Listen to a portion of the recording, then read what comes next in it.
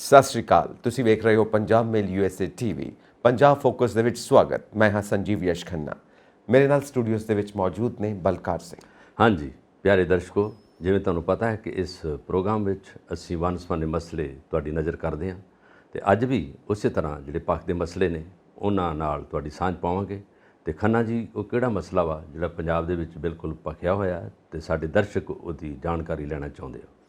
ਜ਼ਿਮਨੀ ਚੋਣਾਂ ਜਿਹੜੀਆਂ ਹੁਣ ਹੋ ਜਾ ਰਹੀਆਂ ਨੇ ਬਹੁਤ ਵਧੀਆ 10 ਮਈ ਨੂੰ, ਔਰ ਚੌਧਰੀ ਸੰਤੋਖ ਸਿੰਘ ਹੋਰਾਂ ਦੇ ਅਕਾਲ ਚਲਾਣਾ ਕਰਨ ਤੋਂ ਬਾਅਦ ਉਹਨਾਂ ਦੀ ਪਤਨੀ ਉਹਨਾਂ ਨੂੰ ਥਾਪਿਆ ਹੈ ਕਾਂਗਰਸ ਨੇ, ਕਰਮਜੀਤ ਕੌਰ ਚੌਧਰੀ ਜੀ। ਆਪਣੀ ਜੋ ਭਾਰਤ ਜੋੜੋ ਯਾਤਰਾ ਰਹੀ ਹੈ ਉਸ ਦੌਰਾਨ ਹੀ ਰਾਹੁਲ ਗਾਂਧੀ ਥਾਪ ਗਏ ਸੀ। ਹੁਣ ਉਹ ਪ੍ਰਚਾਰ ਚੱਲਦਾ ਪਿਆ। ਹੁਣ ਤੁਹਾਨੂੰ ਪਤਾ ਹੈ ਪ੍ਰਚਾਰ ਤਾਂ ਸਾਡੇ ਕਿਸ ਲੈਵਲ ਤੇ ਜਾਂਦਾ ਹੈ, ਕੀ ਕੁਝ ਨਹੀਂ ਬੋਲਦੇ ਸਾਡੀਆਂ ਪੋਲੀਟੀਕਲ ਪਾਰਟੀਆਂ ਇੱਕ ਦੂਜੇ ਦੇ ਖਿਲਾਫ। ਸੋ ਸਵਾਲ ਉਠਾਏ ਨੇ ਮੁੱਖ ਮੰਤਰੀ ਹੋਰਾਂ ਨੇ ਕਿ ਜੋ ਹਰਜਿੰਦਰ ਸਿੰਘ ਧਾਮੀ ਹੋਰੀ ਨੇ ਉਹਨਾਂ ਨੇ ਜ਼ਿਮਨੀ ਚੋਣਾਂ ਦੇ ਵਿੱਚ ਪ੍ਰਚਾਰ ਕੀਤਾ ਹੈ, ਉਸ ਗੱਲ ਦੇ ਉੱਤੇ ਉਹ ਕੁਝ ਖਫਾ ਨੇ ਔਰ ਉਹਨਾਂ ਨੇ ਕੁਝ ਸਵਾਲ ਚੁੱਕੇ ਨੇ। ਵੇਖੋ, ਪਹਿਲਾਂ ਤਾਂ ਜ਼ਿਮਨੀ ਚੋਣਾਂ ਜਿਹੜੀਆਂ ਜਲੰਧਰ ਦੇ ਹਲਕੇ 'ਚ ਹੋ ਰਹੀਆਂ, 9 ਹਲਕੇ ਇਹਦੇ 'ਚ ਹੈਗੇ ਆ। ਇਹਦੇ 'ਚ ਮੈਂਬਰ ਪਾਰਲੀਮੈਂਟ ਚੁਣਿਆ ਜਾਣਾ, ਜਿਸ ਤਰ੍ਹਾਂ ਤੁਸੀਂ ਜ਼ਿਕਰ ਕੀਤਾ ਸੰਤੋਖ ਸਿੰਘ ਚੌਧਰੀ ਇਹਦੇ ਵਿੱਚ ਸੀਗੇ। ਉਹਨਾਂ ਦੀ ਅਚਾਨਕ ਮੌਤ ਹੋ ਗਈ ਦਿਲ ਦਾ ਦੌਰਾ ਪੈਣ ਕਰਕੇ। ਤੇ ਉਹਦੇ ਬਾਅਦ ਰਾਹੁਲ ਗਾਂਧੀ ਨੇ ਤਾਂ ਆਪਣਾ ਕੈਂਡੀਡੇਟ ਉਦੋਂ ਹੀ ਅਨਾਉਂਸ ਕਰਤਾ ਸੀ। ਉਹਨਾਂ ਦੀ ਵਾਈਫ ਆ ਕਰਮਜੀਤ ਚੌਧਰੀ ਔਰ ਪ੍ਰੋਫੈਸਰ ਆ, ਉਹਨਾਂ ਦੇ ਵੱਲੋਂ ਕੈਂਡੀਡੇਟ ਆ ਗਿਆ। ਫਿਰ ਅਕਾਲੀ ਦਲ ਨੇ ਸੁਖਵਿੰਦਰ ਕੁਮਾਰ ਕਰ ਦਿੱਤਾ ਔਰ ਦੇਖ ਲਓ ਆਪ ਸਰਕਾਰ ਨੂੰ ਥੋੜ੍ਹਾ ਜਿਹਾ ਉਲਝਣ 'ਚ ਰਹੀ। ਉਹਨਾਂ ਨੇ ਕਰਤਾਰਪੁਰ ਰੈਲੀ ਕੀਤੀ ਤੇ ਅਚਾਨਕ ਸੁਸ਼ੀਲ ਕੁਮਾਰ ਰਿੰਕੂ ਦਾ ਨਾਂ ਅਨਾਉਂਸ ਕੀਤਾ, ਜਿਹੜੇ ਬੇਸਿਕਲੀ ਕਾਂਗਰਸ ਦੇ ਕੈਂਡੀਡੇਟ ਰਹਿ ਚੁੱਕੇ ਆ ਔਰ MLA ਰਹਿ ਚੁੱਕੇ ਆ। ਔਰ ਅਕਾਲੀ ਦਲ ਨੇ ਇਕਬਾਲ ਅਟਵਾਲ ਦਾ ਨਾਂ ਅਨਾਉਂਸ ਕੀਤਾ ਤੇ BJP ਨੇ। ਤੇ ਇਸ ਤਰ੍ਹਾਂ ਸਾਰੇ ਚਾਰੇ ਕੈਂਡੀਡੇਟਾਂ ਦੀ ਆਪਸੀ ਟੱਕਰ ਪੂਰੇ ਜ਼ੋਰਾਂ ਸ਼ੋਰਾਂ 'ਤੇ ਇੱਥੇ ਹੈ। ਪ੍ਰਚਾਰ ਵੀ ਜ਼ੋਰਾਂ ਸ਼ੋਰਾਂ 'ਤੇ ਹੈ, ਚੋਣ ਮੁਹਿੰਮ ਜ਼ੋਰਾਂ ਸ਼ੋਰਾਂ 'ਤੇ ਚੱਲ ਰਹੀ ਹੈ। ਰੋਡ ਸ਼ੋਅ ਜਿਹੜੇ ਇੱਥੇ ਪੰਜਾਬ ਦੇ ਜਲੰਧਰ ਏਰੀਏ 'ਚ ਹੋ ਰਹੇ ਆ, ਉਹ ਦਿਨ ਬ ਦਿਨ ਹੋ ਰਿਹਾ। ਮੁੱਖ ਮੰਤਰੀ ਆਪ ਵੀ ਆਉਂਦੇ ਰਹੇ, ਉਹਨਾਂ ਦੇ ਮੰਤਰੀ ਵੀ ਆਉਂਦੇ ਆ ਔਰ ਇਹਦੇ 'ਚ ਲੋਕਾਂ ਦੇ ਲਈ ਇੱਕ ਬੜੀ ਅੜਚਨ ਬਣ ਜਾਂਦੀ ਹੈ। ਲੋਕ ਜਦੋਂ ਆਉਂਦੇ ਜਾਂਦੇ, ਸਕੂਲਾਂ 'ਚ ਬੱਚਿਆਂ ਨੇ ਜਾਣਾ ਹੈਗਾ, ਬਿਮਾਰ ਜਿਹੜੇ ਵਿਚਾਰੇ ਉਹਨਾਂ ਹਸਪੀਟਲ 'ਚ ਜਾਣਾ, ਔਰ ਉਹਦੇ ਵਿੱਚ ਕਈ ਬਜ਼ੁਰਗ ਜਿਹੜੇ ਆ ਉਹ ਸੜਕਾਂ 'ਤੇ ਆਉਂਦੇ ਆ। ਉਹ ਵਿਚਾਰੇ ਲੋਕ, ਇਹਦਾ ਜਿਹੜਾ ਬਹੁਤ ਬੁਰਾ ਹਾਲ ਹੁੰਦਾ ਲੋਕਾਂ ਦਾ ਆਉਣ ਜਾਣ ਦਾ, ਆਵਾਜਾਈ 'ਚ ਵਿਘਨ ਪੈਂਦਾ। ਔਰ ਇਹ ਹੁਣ ਦੇਖੋ 10 ਮਈ ਤੱਕ ਇਹ ਕੰਮ ਚੱਲਦਾ ਰਹਿਣਾ। ਉਦੋਂ ਪਹਿਲਾਂ 1-2 ਦਿਨ ਪਹਿਲੋਂ ਜਿਹੜਾ ਚੋਣ ਪ੍ਰਚਾਰ ਬੰਦ ਹੋ ਜਾਂਦਾ ਹੁੰਦਾ ਸਾਰਾ ਕੁਝ। ਤੇ ਇਸ ਵੇਲੇ ਜਿਹੜੀ ਚੋਣ ਪ੍ਰਚਾਰ ਹੈ ਪੂਰੀ ਜ਼ੋਰਾਂ ਸ਼ੋਰਾਂ 'ਤੇ ਸਿਖਰ 'ਤੇ ਹੈ। ਜਿਸ ਤਰ੍ਹਾਂ ਤੁਸੀਂ ਜ਼ਿਕਰ ਕੀਤਾ ਹਰਜਿੰਦਰ ਸਿੰਘ ਧਾਮੀ ਹੋਰਾਂ ਦਾ, ਜਿਹੜੇ SGPC ਦੇ ਪ੍ਰਧਾਨ ਨੇ ਮੌਜੂਦਾ, ਉਹਨਾਂ 'ਤੇ ਉਂਗਲੀ ਉਠਾਈ ਆ ਇਹਨਾਂ ਆਪਣੇ ਭਗਵੰਤ ਮਾਨ ਹੋਰਾਂ ਨੇ। ਉਹਨਾਂ ਨੇ ਕਿਹਾ ਕਿ ਜਦੋਂ ਬੇਅਦਬੀ ਦਾ ਮਾਮਲਾ ਇਹਨਾਂ ਦੇ ਸਿਰ ਮੜਿਆ ਗਿਆ ਬਲੇਰਕੋਟਲਾ ਦਾ ਵਾਲਾ, ਤੇ ਉਹਦੇ ਵਿੱਚ ਉਹਨਾਂ ਦੇ ਉੱਤੇ ਕੇਸ ਵੀ ਦਾਇਰ ਹੋਇਆ SGPC 'ਤੇ, ਕਹਿੰਦੇ ਉਹ ਫਿਰ ਇਹ ਦੁਬਾਰਾ ਤੌਰ 'ਤੇ ਇਹੀ ਜਿਹੜੀ ਧਾਰਮਿਕ ਏਜੰਸੀ ਆ ਜਾਂ ਜਿਹੜੀ ਧਾਰਮਿਕ ਸਾਡੀ ਲੋਕਾਂ ਦਾ ਸਤਿਕਾਰਤ ਹੈਗੀ ਏਜੰਸੀ, ਉਹ ਫਿਰ ਚੋਣ ਪ੍ਰਚਾਰ ਦੇ ਵਿੱਚ ਰੁੱਝ ਗਈ ਆ। ਉਹਨਾਂ ਨੇ ਕਿਹਾ ਕਿ ਜਦੋਂ ਕਿ ਜਿਹੜੀਆਂ ਧਾਰਮਿਕ ਏਜੰਸੀਆਂ ਜਾਂ ਧਾਰਮਿਕ ਸੰਸਥਾਵਾਂ ਨੇ, ਉਹਨਾਂ ਨੂੰ ਇਸ ਪਾਸੇ ਨਹੀਂ ਆਉਣਾ ਚਾਹੀਦਾ। ਉਹਨਾਂ ਦਾ ਸਤਿਕਾਰ ਹੋਰ ਹੈਗਾ, ਉਹਨਾਂ ਦੇ ਵਿੱਚ ਉਹਨਾਂ ਨੂੰ ਧਰਮ ਦਾ ਪ੍ਰਚਾਰ ਕਰਨਾ ਚਾਹੀਦਾ, ਨਾ ਕਿ ਚੋਣ ਪ੍ਰਚਾਰ। ਕਿਉਂਕਿ ਲੋਕਾਂ ਨੂੰ ਤਵੱਕੋ ਹੁੰਦੀ ਹੈ ਕਿ ਧਰਮ ਦੇ ਬਾਰੇ, ਗੁਰਬਾਣੀ ਦੇ ਬਾਰੇ ਜਾਂ ਲੋਕਾਂ ਦੇ ਹਿੱਤ ਬਾਰੇ, ਸਰਬੱਤ ਦੇ ਭਲੇ ਬਾਰੇ ਕੋਈ ਗੱਲ ਕਹਿਣਗੇ। ਜਦੋਂ ਇਹ ਕਹਿਣਗੇ ਵੋਟਾਂ ਪਾਓ ਜੀ, ਤਕੜੀ ਨੂੰ ਵੋਟਾਂ ਪਾਓ ਜੀ, ਆਹ ਕਰੋ ਜੀ, ਫਿਰ ਲੋਕਾਂ ਦਾ ਥੋੜ੍ਹੀ ਜੀ ਇਹਨਾਂ ਤੋਂ ਦੂਰ ਕਿਨਾਰਾ ਹੋ ਜਾਂਦਾ। ਇਹ ਗੱਲ ਤਾਂ ਉਹਨਾਂ ਦੀ ਵਾਜਬ ਹੈ। ਪਰ ਦੂਸਰੇ ਪਾਸੇ ਇੱਕ ਮਾਮਲਾ ਸਿਆਸੀ ਵੀ ਹੈ ਜੋ ਇਹਨਾਂ ਨੇ ਭਗਵੰਤ ਮਾਨ ਉਹਨਾਂ ਨੇ ਹੁਣ ਚੁੱਕੀ ਗੱਲ, ਕਿਉਂਕਿ ਉਹਨਾਂ ਨੇ ਪਹਿਲਾਂ ਤਾਂ ਕੋਈ ਗੱਲ ਕੀਤੀ ਨਹੀਂ। ਪਹਿਲਾਂ ਵੀ ਇਹਨਾਂ ਨੇ ਕਈ ਤਰ੍ਹਾਂ ਦੀਆਂ ਇਸ ਤਰ੍ਹਾਂ ਦੀਆਂ ਊਣਤਾਈਆਂ ਭਰੀਆਂ ਗੱਲਾਂ ਕੀਤੀਆਂ। ਇਸ ਵੇਲੇ ਫੌਰੀ ਤੌਰ 'ਤੇ, ਕਿਉਂਕਿ ਉਹ ਮੌਜੂਦਾ ਪੰਜਾਬ ਦੇ ਮੁੱਖ ਮੰਤਰੀ ਨੇ, ਉਹਨਾਂ ਦਾ ਕਹਿਣਾ ਤਾਂ ਬਣਦਾ ਹੈਗਾ, ਪਰ ਹੁਣ ਕਿਉਂ ਨਿੱਜੀ ਹਿੱਤ ਨਾਲ ਕੀਤਾ? ਉਸ ਤੋਂ ਪਹਿਲਾਂ ਕਿਉਂ ਨਹੀਂ ਗੱਲ ਕੀਤੀ? ਪਹਿਲਾਂ ਵੀ ਬਹੁਤ ਕੁਝ ਹੋਇਆ ਜਦੋਂ ਬੇਅਦਬੀ ਦੇ ਮਾਮਲੇ ਇੰਨੇ ਹੋ ਰਹੇ ਆ, ਉਹਦੇ ਵਿੱਚ ਕਿੰਨਾ ਕੁਝ ਕਿੱਥੇ ਕੀ ਨਹੀਂ ਹੋਇਆ। ਔਰ ਉਹ ਚੀਜ਼ਾਂ ਨੂੰ ਕੰਟਰੋਲ ਕਰਨ ਲਈ, ਉਹਨਾਂ ਚੀਜ਼ਾਂ 'ਤੇ ਧਿਆਨ ਦੇਣ ਲਈ ਉਹਨਾਂ ਦਾ ਇਹ ਗੱਲ ਥੋੜ੍ਹੀ ਜਿਹੀ ਲਾਪਰਵਾਹੀ ਵੀ ਗਿਣੀ ਗਈ ਆ ਔਰ ਨਾ ਧਿਆਨ ਦਿੱਤਾ। ਪਰ ਹੁਣ ਇਸ ਵੇਲੇ ਸਿਆਸੀ ਮਸਲਾ ਆ ਗਿਆ, ਇਲੈਕਸ਼ਨ ਆ ਗਈ ਆ, ਲੋਕਾਂ ਨੂੰ ਪਤਾ ਲੱਗ ਗਿਆ ਕਿ ਇਸ ਵੇਲੇ ਕਿਉਂ ਬੋਲਦੇ ਹੈਗੇ। ਇਹਦੇ ਵਿੱਚ ਦਿੱਲੀ ਗੁਰਦੁਆਰਾ ਪ੍ਰਬੰਧਕ ਕਮੇਟੀ ਨੇ ਵੀ ਕਿਹਾ ਹੈਗਾ, ਉਹਦੇ ਵਿੱਚ ਸਰਨਾ ਜਿਹੜੇ ਕਮੇਟੀ ਹੈ ਉਹਨਾਂ ਦੇ ਪੁਰਾਣੇ ਰਹਿ ਚੁੱਕੇ ਪ੍ਰਧਾਨ, ਉਹਨਾਂ ਨੇ ਵੀ ਇਹਦੀ ਆਲੋਚਨਾ ਕੀਤੀ ਹੈ ਕਿ ਕਿਉਂ ਇਹ ਇਸ ਬਾਰੇ ਆ ਰਹੀ ਆ, ਜਦੋਂ ਕਿ ਸਾਡਾ ਸਤਿਕਾਰ ਹੋਰ ਬਣਦਾ ਇਹਨਾਂ ਦੇ ਲਈ। ਦਿੱਲੀ ਸਤਿਕਾਰ ਕਰਦੇ ਆ ਹਰ ਚੀਜ਼। ਜਦੋਂ ਧਰਮ ਦੇ ਵਿੱਚ ਸਿਆਸਤ ਆ ਵੜੇ ਤਾਂ ਤੁਹਾਡਾ ਕਿਨਾਰਾ ਦੂਰ ਹੋ ਜਾਂਦਾ। ਪੁਆਇੰਟ ਇਹੀ ਹੈ ਜੀ, ਧਰਮ ਤੇ ਸਿਆਸਤ ਬਿਲਕੁਲ ਵੱਖੋ ਵੱਖ ਹੋਣੇ ਚਾਹੀਦੇ। ਸਹੀ ਗੱਲ। ਸ਼੍ਰੀ ਅਕਾਲ ਤਖਤ ਸਾਹਿਬ, ਹਾਂ, ਹਾਲਾਂਕਿ ਗੁਰੂ ਸਾਹਿਬ ਨੇ ਫਰਮਾਨ ਕੀਤਾ ਜੀ ਕਿ ਰਾਜਨੀਤੀ ਦੇ ਵਿੱਚ ਵੀ ਸਾਨੂੰ ਧਿਆਨ ਦੇਣਾ ਚਾਹੀਦਾ ਹੈ, ਕਿਉਂਕਿ ਰਾਜਨੀਤੀ ਸਾਨੂੰ ਟੱਕਰ ਦਿੰਦੀ ਹੈ। ਹਾਂ ਅਸੀਂ ਰਾਜਨੀਤੀ ਨੂੰ ਕੁਝ ਨਹੀਂ ਕਹਿੰਦੇ, ਪਰ ਰਾਜਨੀਤੀ ਸਾਨੂੰ ਟੱਕਰ ਦਿੰਦੀ ਹੈ। ਰਾਜਨੀਤੀ ਆ ਕੇ ਸਾਨੂੰ ਤੰਗ ਕਰਦੀ ਹੈ। ਉਹ ਕਹਿੰਦੇ ਨੇ ਨਾ, ਇੱਕ ਅੰਗਰੇਜ਼ੀ ਦੇ ਵਿੱਚ ਕਹਾਵਤ ਹੈ, even if you are not interested in politics, politics is interested in you. Politics ਹਮੇਸ਼ਾ ਤੁਹਾਡੇ ਕੰਮ ਦੇ ਵਿੱਚ ਅੜਿੱਕਾ ਪਾਏਗਾ। ਇਸ ਕਰਕੇ ਨਜਿੱਠਣ ਵਾਸਤੇ ਗੁਰੂ ਸਾਹਿਬ ਨੇ ਕਿਹਾ ਕਿ ਇਹਦੇ ਉੱਤੇ ਧਿਆਨ ਜ਼ਰੂਰ ਰੱਖਣਾ ਹੈ, ਪਰ ਸਾਡਾ ਕੰਮ ਰਾਜਨੀਤੀ ਕਰਨਾ ਨਹੀਂ ਹੈ। ਅਸੀਂ ਆਪਣੇ ਆਪ ਨੂੰ ਬਚਾਉਣ ਵਾਸਤੇ ਰਾਜਨੀਤੀ ਦੇ ਵਿੱਚ ਧਿਆਨ ਦਿੰਦੇ ਹਾਂ ਕਿ ਸਾਡੇ ਉੱਤੇ ਕੋਈ ਵਾਰ ਨਾ ਕਰ ਸਕੇ। ਬਾਕੀ ਰਿਹਾ ਸਾਡਾ ਕੰਮ ਰਾਜਨੀਤੀ ਖੇਡਣਾ ਨਹੀਂ। ਤਾਂ ਇਹ ਪੁਆਇੰਟ ਇਹੀ ਹੈ ਕਿ ਰਾਜਨੀਤੀ ਤੇ ਧਰਮ ਨੂੰ ਵੱਖ-ਵੱਖ ਹੋਣਾ ਚਾਹੀਦਾ, ਕਿਉਂਕਿ ਜਨਤਾ ਕਨਫਿਊਜ਼ ਹੋ ਜਾਏਗੀ।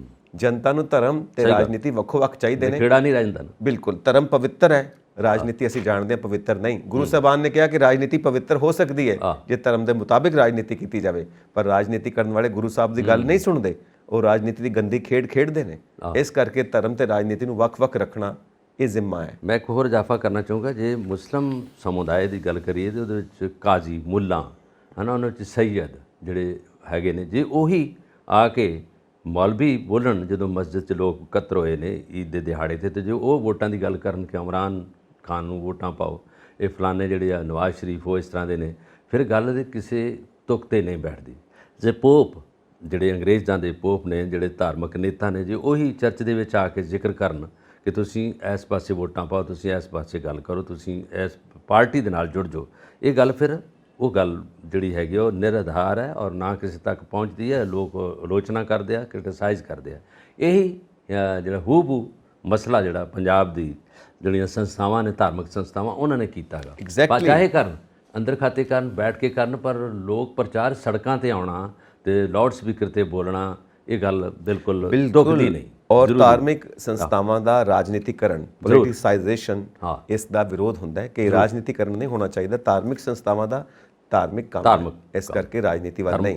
ਔਰ ਅਸੀਂ ਦੇਖਦੇ ਹਾਂ ਕਿ ਹਜੇ ਵੀ ਇਲਜ਼ਾਮ ਲੱਗਦੇ ਨੇ ਕਈ ਪਾਰਟੀਆਂ ਦੇ ਕਿ ਕਈ ਡੇਰਿਆਂ ਕੋਲ ਜਾ ਕੇ, ਉਹ ਡੇਰਿਆਂ ਦੇ ਜਿਹੜੇ ਸੰਸਥਾਪਕ ਨੇ ਉਹਨਾਂ ਨਾਲ ਮਿਲ ਕੇ ਉਹ ਵੋਟਾਂ ਨੂੰ ਮੈਨੀਪੂਲੇਟ ਕਰਨ ਦੀ ਕੋਸ਼ਿਸ਼ ਕਰਦੇ ਨੇ। ਇਹ ਵੀ ਲੱਗਦੇ ਨੇ ਇਲਜ਼ਾਮ। ਹੁਣ ਆਪਾਂ ਨਾਂ ਤੇ ਨਹੀਂ ਲਵਾਂਗੇ, ਉਹਨਾਂ ਦੀ ਫੋਟੋ ਵੀ ਹੈਗੀਆਂ, ਜਿਹੜੇ ਇਸ ਵੇਲੇ ਕੁਝ ਜਿਹੜੇ ਧਾਰਮਿਕ ਨੇਤਾ ਜਿਹੜੇ ਅੰਦਰ ਵੀ ਹੈਗੇ, ਜਿਹੜੇ ਡੇਰਿਆਂ ਦੀ ਗੱਲ ਕੀਤੀ ਆ। ਪੰਜਾਬ ਵਿੱਚ ਘੱਟੋ ਘੱਟ 13,000 ਡੇਰੇ ਆ ਜਿਹੜੇ ਜਿੱਥੇ ਧਾਰਮਿਕ ਸਿੱਖਿਆ ਦਿੱਤੀ ਜਾਂਦੀ ਹੈ ਤੇ ਲੋਕਾਂ ਨੂੰ ਕਈ ਤਰ੍ਹਾਂ ਦਾ ਪ੍ਰੇਰਨਾ ਦਿੱਤੀ ਜਾਂਦੀ ਹੈ। ਉਹਨਾਂ ਨੇ ਵੀ ਪੋਲੀਟੀਕਲ ਜਿਹੜੀ ਆ ਸੰਸਥਾਵਾਂ ਉਹਨਾਂ ਨਾਲ ਵਿਛੋੜਾ ਕੀਤਾ, ਜੋੜੇ ਆ, ਔਰ ਉਹ ਨੇਤਾ ਉੱਥੇ ਗਏ ਆ, ਉਹਨਾਂ ਦੀ ਵੀਡੀਓ, ਉਹਨਾਂ ਦੀ ਫਿਲਮਾਂ, ਉਹ ਉਹਨਾਂ ਦੇ ਪੈਰੀਂ ਹੱਥ ਲਾ ਰਹੇ ਆ, ਇਸ ਕਰਕੇ ਕਿ ਵੋਟ ਬੈਂਕ ਆ, ਵੋਟਾਂ ਮਿਲਣਗੀਆਂ ਤਾਂ ਅਸੀਂ ਜਿੱਤ ਜਾਵਾਂਗੇ। ਇਹ ਹੈਗਾ ਮਤਲਬ ਦਾ ਆਉਣਾ ਜਾਣਾ ਸਾਰਾ ਕੁਛ। ਇਹ ਗੱਲ ਤੁਸੀਂ ਮੁੱਦਾ ਠੀਕ ਚੁੱਕਿਆ, ਕਿਉਂਕਿ ਦੇਖੋ ਜਿਹੜਾ ਉਸ ਪਾਸੇ ਡੇਰੇ ਨੇ ਜਿਹੜੇ ਧਰਮ ਦਾ ਪ੍ਰਚਾਰ ਕਰਦੇ ਆ, ਆਪਣਾ ਧਰਮ, ਨਿੱਜੀ ਧਰਮ ਦਾ ਪ੍ਰਚਾਰ ਕਰਦੇ ਆ, ਉਹਦੇ ਪਿੱਛੇ ਲੱਗ ਕੇ ਵੀ ਵੋਟਾਂ ਦੇ ਲਈ ਇਹ ਨੇਤਾ ਜਾਂਦੇ ਨੇ, ਤੇ ਕੀ ਲੋਕਾਂ ਦੀ ਖੈਰ ਮੰਗਣਗੇ, ਕੀ ਲੋਕਾਂ ਨੂੰ ਜਿਹੜਾ ਉਹ ਫਾਇਦਾ ਦੇਣਗੇ। ਇਸ ਤਰ੍ਹਾਂ ਦੀਆਂ ਚੀਜ਼ਾਂ ਜਿਹੜੀਆਂ ਸਾਡੇ ਲੋਕਾਂ ਦੇ ਵਿੱਚ ਜਿਹੜੀਆਂ ਨਿਸ਼ਚਾ ਤੋਂ ਡੋਲ ਜਾਂਦੀਆਂ, ਲੋਕ ਚਾਹੁੰਦੇ ਨੇ ਕਿ ਅਸੀਂ ਫਿਰ ਦੂਰੀ ਬਣਾ ਲਈਏ। ਇਹ ਗੱਲ ਹੁਣ ਵੀ ਇਹੋ ਹੀ ਤਰ੍ਹਾਂ ਵਾਪਰੀ ਹੈ। ਔਰ ਇਹ ਠੀਕ ਹੈ ਕਿ ਜੋ ਸਾਡੀ ਧਾਰਮਿਕ ਸੰਸਥਾ ਹੈ, ਪਵਿੱਤਰ ਸੰਸਥਾ ਹੈ SGPC, ਉਹਦੇ ਉੱਤੇ ਕਿਸੇ ਤਰ੍ਹਾਂ ਦੀ ਵੀ ਆਂਚ ਜਾਂ ਕਿਸੇ ਤਰ੍ਹਾਂ ਦਾ ਵੀ ਸਵਾਲੀਆ ਚਿੰਨ੍ਹ ਨਹੀਂ ਲੱਗਣਾ ਚਾਹੀਦਾ। ਪਵਿੱਤਰ ਹੈ, ਪਵਿੱਤਰ ਹੀ ਰਹਿਣੀ ਚਾਹੀਦੀ ਹੈ। ਜਿੱਦਾਂ ਗੁਰੂ ਸਾਹਿਬ ਨੇ ਸਥਾਪਿਤ ਕੀਤਾ, ਅਸੀਂ ਉਹਨਾਂ ਲੀਹਾਂ ਤੇ ਤੁਰਨਾ ਹੈ। ਸੋ ਅੱਗੇ ਆਪਾਂ ਚੱਲਦੇ ਹਾਂ, ਕਿਉਂਕਿ ਗੱਲਬਾਤ 'ਚ ਤੁਸੀਂ ਜ਼ਿਕਰ ਕੀਤਾ ਬੇਅਦਬੀ ਮਾਮਲਿਆਂ ਦਾ, ਤਾਂ ਕੁਝ ਦਿਨ ਪਹਿਲਾਂ ਵੀ ਇੱਕ ਬੇਅਦਬੀ ਦਾ ਮਾਮਲਾ ਸਾਹਮਣੇ ਆਇਆ ਜੀ, ਜਿਹਦੇ ਵਿੱਚ ਉਹ ਜਦੋਂ ਪਾਠ ਹੋ ਰਿਹਾ ਹੈ ਤਾਂ ਉਹ ਇੱਕ ਵੀਡੀਓ ਜਿਹੜੀ ਸਾਹਮਣੇ ਆ ਰਹੀ ਹੈ, ਤਾਂ ਉਹ ਬੂਟਾਂ ਸਮੇਤ ਹੀ ਅੰਦਰ ਆ ਜਾਂਦੇ ਨੇ ਜਿੱਥੇ ਬਾਬਾ ਜੀ ਦਾ ਪ੍ਰਕਾਸ਼ ਹੈ, ਸ਼੍ਰੀ ਗੁਰੂ ਗ੍ਰੰਥ ਸਾਹਿਬ ਦਾ ਪ੍ਰਕਾਸ਼ ਹੈ। ਉੱਥੇ ਆ ਕੇ ਹੱਥੋਂ ਪਾਈ ਹੁੰਦੇ ਨੇ, ਜੋ ਤਾਬੇ ਬੈਠੇ ਹੋਏ ਨੇ ਸ਼੍ਰੀ ਗੁਰੂ ਗ੍ਰੰਥ ਸਾਹਿਬ ਦੇ, ਉਹਨਾਂ ਦੇ ਨਾਲ, ਤੇ ਬੇਅਦਬੀ ਹੁੰਦੀ ਹੈ। ਉਸ ਤੋਂ ਬਾਅਦ ਉਹਨਾਂ ਨੂੰ ਸੰਗਤ ਨੇ ਫੜਿਆ, ਗੁਰਦੁਆਰਾ ਸਾਹਿਬ ਤੋਂ ਬਾਹਰ ਕੀਤਾ, ਫਿਰ ਪੁਲਿਸ ਦਾ ਵੀ ਕਾਰਵਾਈ ਦਾ ਸਾਰਾ ਦੌਰ ਚੱਲਦਾ ਹੈ ਤੇ ਉਹਨਾਂ ਦੀ ਜੇਲ੍ਹ ਵਿੱਚ ਮ੍ਰਿਤੂ ਹੋ ਗਈ ਹੈ। ਹਾਂ, ਇਹ ਮਸਲਾ ਬਿਲਕੁਲ ਪੰਜਾਬ ਦੇ ਕੋਨੇ-ਕੋਨੇ ਤੱਕ ਪਹੁੰਚ ਗਿਆ, ਜਿੱਥੇ ਸਾਡੇ ਪ੍ਰਵਾਸੀ ਭਾਰਤੀ ਬੈਠੇ ਨੇ, ਉਹਨਾਂ ਨੂੰ ਵੀ ਪਤਾ ਲੱਗਾ ਔਰ ਬਹੁਤ ਲੋਕਾਂ ਨੂੰ ਇਹਦਾ ਦੁੱਖ ਹੋਇਆ ਔਰ ਅੰਦਰੂਨੀ ਤੌਰ ਤੇ ਲੋਕ ਝੰਜੋੜੇ ਗਏ। ਔਰ ਇਹ ਜਿਹੜੀ ਗੱਲ ਉਹਨੇ ਕੀਤੀ ਹੈ, ਬੇਅਦਬੀ ਦਾ ਮਾਮਲਾ ਕੀਤਾ ਹੈ, ਔਰ ਉਹਦੀ ਵੀਡੀਓ ਜਦੋਂ ਵਾਇਰਲ ਹੋਈ ਆ, ਉਹ ਜਸਵੀਰ ਸਿੰਘ ਆ ਮੁੰਡਾ, ਉਹਨੇ ਟੀ-ਸ਼ਰਟ ਹਰੀ ਪਾਈ ਆ ਔਰ ਬੂਟਾਂ ਸਮੇਤ ਹੀ ਅੰਦਰ ਆਇਆ ਔਰ ਗੁਰੂ ਮਰਿਆਦਾ ਨੂੰ ਉਹਨੇ ਪੂਰਾ ਭੰਗ ਕੀਤਾ। ਉਹਦਾ ਆ ਕੇ ਪਾਠੀ ਜਿਹੜੇ ਹੈ ਨਾ, ਗ੍ਰੰਥੀ ਆ, ਉਹਨਾਂ ਨੇ ਧੱਕਾ ਦਿੱਤਾ, ਮਾਰਿਆ। ਇੱਕ ਲੜਕੀ ਚੌਰ ਦੀ ਸੇਵਾ ਕਰ ਰਹੀ ਸੀ, ਚੌਰ ਕਮਾ ਰਹੀ ਸੀ, ਉਹਨੂੰ ਵੀ ਮਾਰਿਆ ਉਹਨੇ। ਔਰ ਉਹ ਤੋਂ ਬਾਅਦ ਫਿਰ ਲੋਕਾਂ ਦੀ ਜਿਹੜੀ ਪਹੁੰਚ ਉੱਥੋਂ ਤੱਕ ਆ ਗਈ, ਸਾਰੇ ਲੋਕ ਇਕੱਠੇ ਹੋ ਗਏ, ਉਹਨਾਂ ਨੇ ਇਹਨੂੰ ਘੜੀਸਿਆ, ਮਾਰਿਆ, ਲੈ ਕੇ ਥਾਣੇ ਚਲੇ ਗਏ। ਪੁਲਿਸ ਨੇ ਇਮੀਡੀਏਟ ਉਹਦਾ ਬਚਾਅ ਕਰ ਦਿੱਤਾ, ਨਹੀਂ ਤਾਂ ਫਿਜ਼ੀਕਲੀ ਉਹਨੂੰ ਬਹੁਤ ਮਾਰਨਾ ਸੀ ਲੋਕਾਂ ਨੇ, ਕਿਉਂਕਿ ਇਹਦੇ 'ਚ ਗੁੱਸਾ ਨਾਰਾਜ਼ਗੀ ਬਹੁਤ ਹੁੰਦੀ ਲੋਕਾਂ ਦੀ। ਬਿਲਕੁਲ। ਫਿਰ ਇਹਦੇ 'ਤੇ ਧਾਰਾ ਲੱਗ ਗਈਆਂ ਔਰ ਇਹਨੂੰ ਜਦੋਂ ਰੋਪੜ ਕੋਰਟ ਦੇ ਵਿੱਚ ਇਹਨੂੰ ਪੇਸ਼ ਕੀਤਾ, ਉੱਥੇ ਜੱਜ ਸਾਹਿਬਾਨ ਲੇਡੀ ਸੀਗੀ, ਉਹਦੀ ਹਾਜ਼ਰੀ ਜਦੋਂ ਇਹਨੂੰ ਲਿਆਂਦਾ ਗਿਆ, ਉੱਥੇ ਇੱਕ ਵਕੀਲ ਆਇਆ ਸੀ ਜਿਹੜਾ ਪਹਿਲੋਂ ਉਡੀਕ ਰਿਹਾ ਸੀ। ਉਹਨੇ ਆਪਣਾ ਰਿਵਾਲਵਰ ਕੱਢਿਆ ਤੇ ਇੱਕਦਮ ਗੋਲੀ ਚਲਾਉਣ ਦੀ ਕੋਸ਼ਿਸ਼ ਕੀਤੀ। ਪੁਲਿਸ ਦਾ ਜਿਹੜੇ ਨਾਲ ਆਇਆ ਸੀ ਗਾਰਡ, ਉਹਨਾਂ ਨੇ ਇੱਕਦਮ ਜੰਪ ਕਰਕੇ ਰਿਵਾਲਵਰ ਨੂੰ ਪਕੜ ਲਿਆ ਉਹਦੇ ਕੋ ਵਕੀਲ ਕੋ, ਫਿਰ ਉਹਨੂੰ ਗ੍ਰਿਫਤਾਰ ਕਰ ਲਿਆ। ਫਿਰ ਉਹਦੀ ਪੇਸ਼ੀ ਦੁਬਾਰਾ ਹੋਈ ਵਕੀਲ ਦੀ, ਔਰ ਵਕੀਲ ਦੀ ਜਦੋਂ ਪੇਸ਼ੀ ਹੋਣ ਤੋਂ ਬਾਅਦ ਫਿਰ ਉਹਨੂੰ ਰਿਹਾ ਕਰ ਦਿੱਤਾ ਗਿਆ, ਕਿਉਂਕਿ ਬੇਅਦਬੀ ਦਾ ਮਾਮਲਾ ਜਿਹੜਾ ਵਾ, ਜੇ ਕਿਸੇ ਨੂੰ ਗੁੱਸਾ ਆਇਆ ਜਾਂ ਕੁਛ ਹੋਇਆ, ਉਹਨੇ ਆਪਣਾ ਗੁੱਸਾ ਦਾ ਇਜ਼ਹਾਰ ਕੀਤਾ ਉਹਦੇ 'ਤੇ, ਚਲੋ ਗੋਲੀ ਨਹੀਂ ਚੱਲੀ, ਪੁਲਿਸ ਨੇ ਬਚਾ ਲਿਆ। ਔਰ ਇਸ ਤਰ੍ਹਾਂ ਦੀਆਂ ਘਟਨਾਵਾਂ ਹੋਰ ਵੀ ਹੋਈਆਂ, ਬਹੁਤ ਹੋ ਰਹੀਆਂ। ਪਰ ਇਹਦੇ 'ਤੇ ਜਿੱਥੇ ਤੁਸੀਂ ਜ਼ਿਕਰ ਕੀਤਾ, ਜਦੋਂ ਆਇਆ ਉਹਨਾਂ ਨੂੰ ਜੇਲ੍ਹ ਦੇ ਅੰਦਰ ਬੰਦ ਸੀਗਾ ਮਾਨਸਾ, ਜਦੋਂ ਬੰਦ ਸੀਗਾ ਅੰਦਰ, ਅਤੇ ਉਦੋਂ ਜੇਲ੍ਹ ਦੇ ਅੰਦਰੋਂ ਜਦੋਂ ਉਹਨੇ ਸ਼ਿਕਾਇਤ ਕੀਤੀ ਕਿ ਮੇਰੇ ਪੇਟ ਦਰਦ ਹੁੰਦੀ ਹੈ, ਡਾਕਟਰਾਂ ਨੇ ਉਹਨਾਂ ਨੇ ਡਾਕਟਰ ਬੁਲਾਇਆ, ਉਹਨੂੰ ਦਵਾਈ ਦਿੱਤੀ, ਬੜਾ ਕੁਛ ਕੀਤਾ, ਪਰ ਉਹ ਪੀੜ ਦੀ ਤਾਬ ਨਹੀਂ ਚੱਲਦਾ ਹੋਇਆ, ਫਿਰ ਉਹ ਪੂਰਾ ਉਹਦੀ ਮੌਤ ਹੋ ਗਈ। ਔਰ ਉੱਥੇ ਔਰ ਉਹਦੇ ਵਿੱਚ ਪੁਲਿਸ ਅਫਸਰਾਂ ਨੇ ਸਾਰਿਆਂ ਨੇ ਬਚਾਉਣ ਦੀ ਕੋਸ਼ਿਸ਼ ਤਾਂ ਕੀਤੀ ਉਹਨੂੰ, ਉੱਤੇ ਧਾਰਾ ਲੱਗੀਆਂ ਸੀਗੀਆਂ, ਉਹ ਕੇਸ ਚੱਲ ਰਿਹਾ ਸੀਗਾ। ਪਰ ਦੇਖ ਲਓ ਜਿਹੜਾ ਗੱਲ ਜਿਹੜੀ ਕਰਦਾ, ਜਿਹੜਾ ਪਰਮਾਤਮਾ ਦੇ ਉਲਟ ਚੱਲਦਾ, ਜਾਂ ਜਿਹੜਾ ਆਪਣੀ ਆਪ ਮਨਮਰਜ਼ੀ ਕਰਦਾ ਹੈ, ਪਰਮਾਤਮਾ ਫਿਰ ਉਹਦੇ ਇਸ ਤਰ੍ਹਾਂ ਦਾ ਸਿੱਧੀ ਚਪੇੜ ਤਾਂ ਨਹੀਂ ਮਾਰਦਾ, ਕੁਛ ਨਹੀਂ ਕਰਦਾ, ਪਰ ਉਹਦੇ 'ਤੇ ਵੇਖੋ ਕਿਸ ਬਹਾਨੇ ਨਾਲ ਪੇਟ ਦਰਦ ਹੋਈ, ਕਿਸ ਬਹਾਨੇ ਨਾਲ ਇਸ ਦੁਨੀਆ ਨੂੰ ਅਲਵਿਦਾ ਕਹਿ ਗਿਆ। ਕਿਉਂਕਿ ਇਹ ਮਾਮਲਾ ਇਸ ਤਰ੍ਹਾਂ ਦਾ ਸੀਗਾ, ਜਿੱਥੇ ਜਿੱਥੇ ਵੀ ਕੇਵਲ ਸਿੱਖਾਂ ਵੱਲੋਂ ਨਹੀਂ, ਜਿੱਥੇ ਜਿੱਥੇ ਸਿੱਖ ਬੈਠੇ ਆ, ਉੱਥੇ ਹਰ ਮਜ਼ਹਬ ਦੇ ਲੋਕਾਂ ਨੇ ਇਹਨੂੰ ਦਰਕਾਰਿਆ, ਇਸ ਨੂੰ ਇਹਦੀ ਆਲੋਚਨਾ ਕੀਤੀ ਔਰ ਇਹ 'ਤੇ ਦੁੱਖ ਦਾ ਪ੍ਰਗਟਾਵਾ ਕੀਤਾ। ਉਸ ਤੋਂ ਬਾਅਦ ਹੋਰ ਵੀ ਕਈ ਥਾਈਂ ਇਹ ਘਟਨਾਵਾਂ ਹੋਈਆਂ, ਉਹਨਾਂ ਨੂੰ ਵੀ ਪੁਲਿਸ ਨੇ ਕੰਟਰੋਲ ਕੀਤਾ, ਔਰ ਉਹਦੇ 'ਤੇ ਲੋਕ ਵੀ ਇਕੱਠੇ ਹੋ ਕੇ ਉਹਨਾਂ ਨੂੰ ਮਾਰਿਆ ਵੀ, ਉਹਨਾਂ ਨੂੰ ਬੜਾ ਕੁਝ ਕੀਤਾ।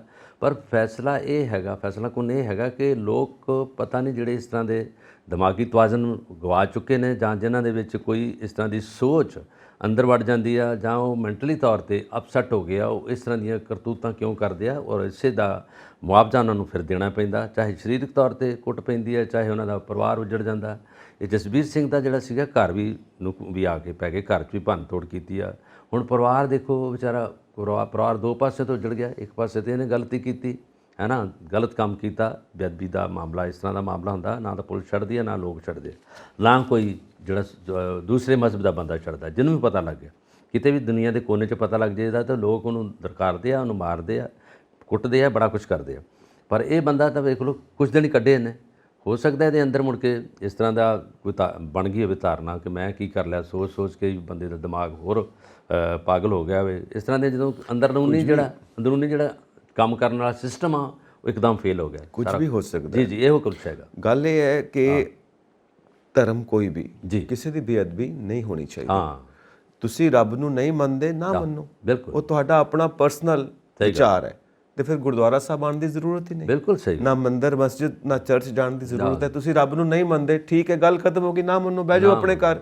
ਤੁਹਾਨੂੰ ਕਿਸੇ ਨੇ ਕਿਹਾ ਥੋੜਾ ਰੱਬ ਨੂੰ ਮੰਨੋ। ਪਰ ਤੁਸੀਂ ਰੱਬ ਨੂੰ ਨਹੀਂ ਮੰਨਦੇ ਤੇ ਤੁਸੀਂ ਆ ਕੇ ਧਾਰਮਿਕ ਸਥਾਨ ਦੇ ਉੱਤੇ ਬੇਅਦਬੀ ਕਰਦੇ ਹੋ, ਇਹ ਕਿਹੜੀ ਸਿਆਣਪ ਹੈ?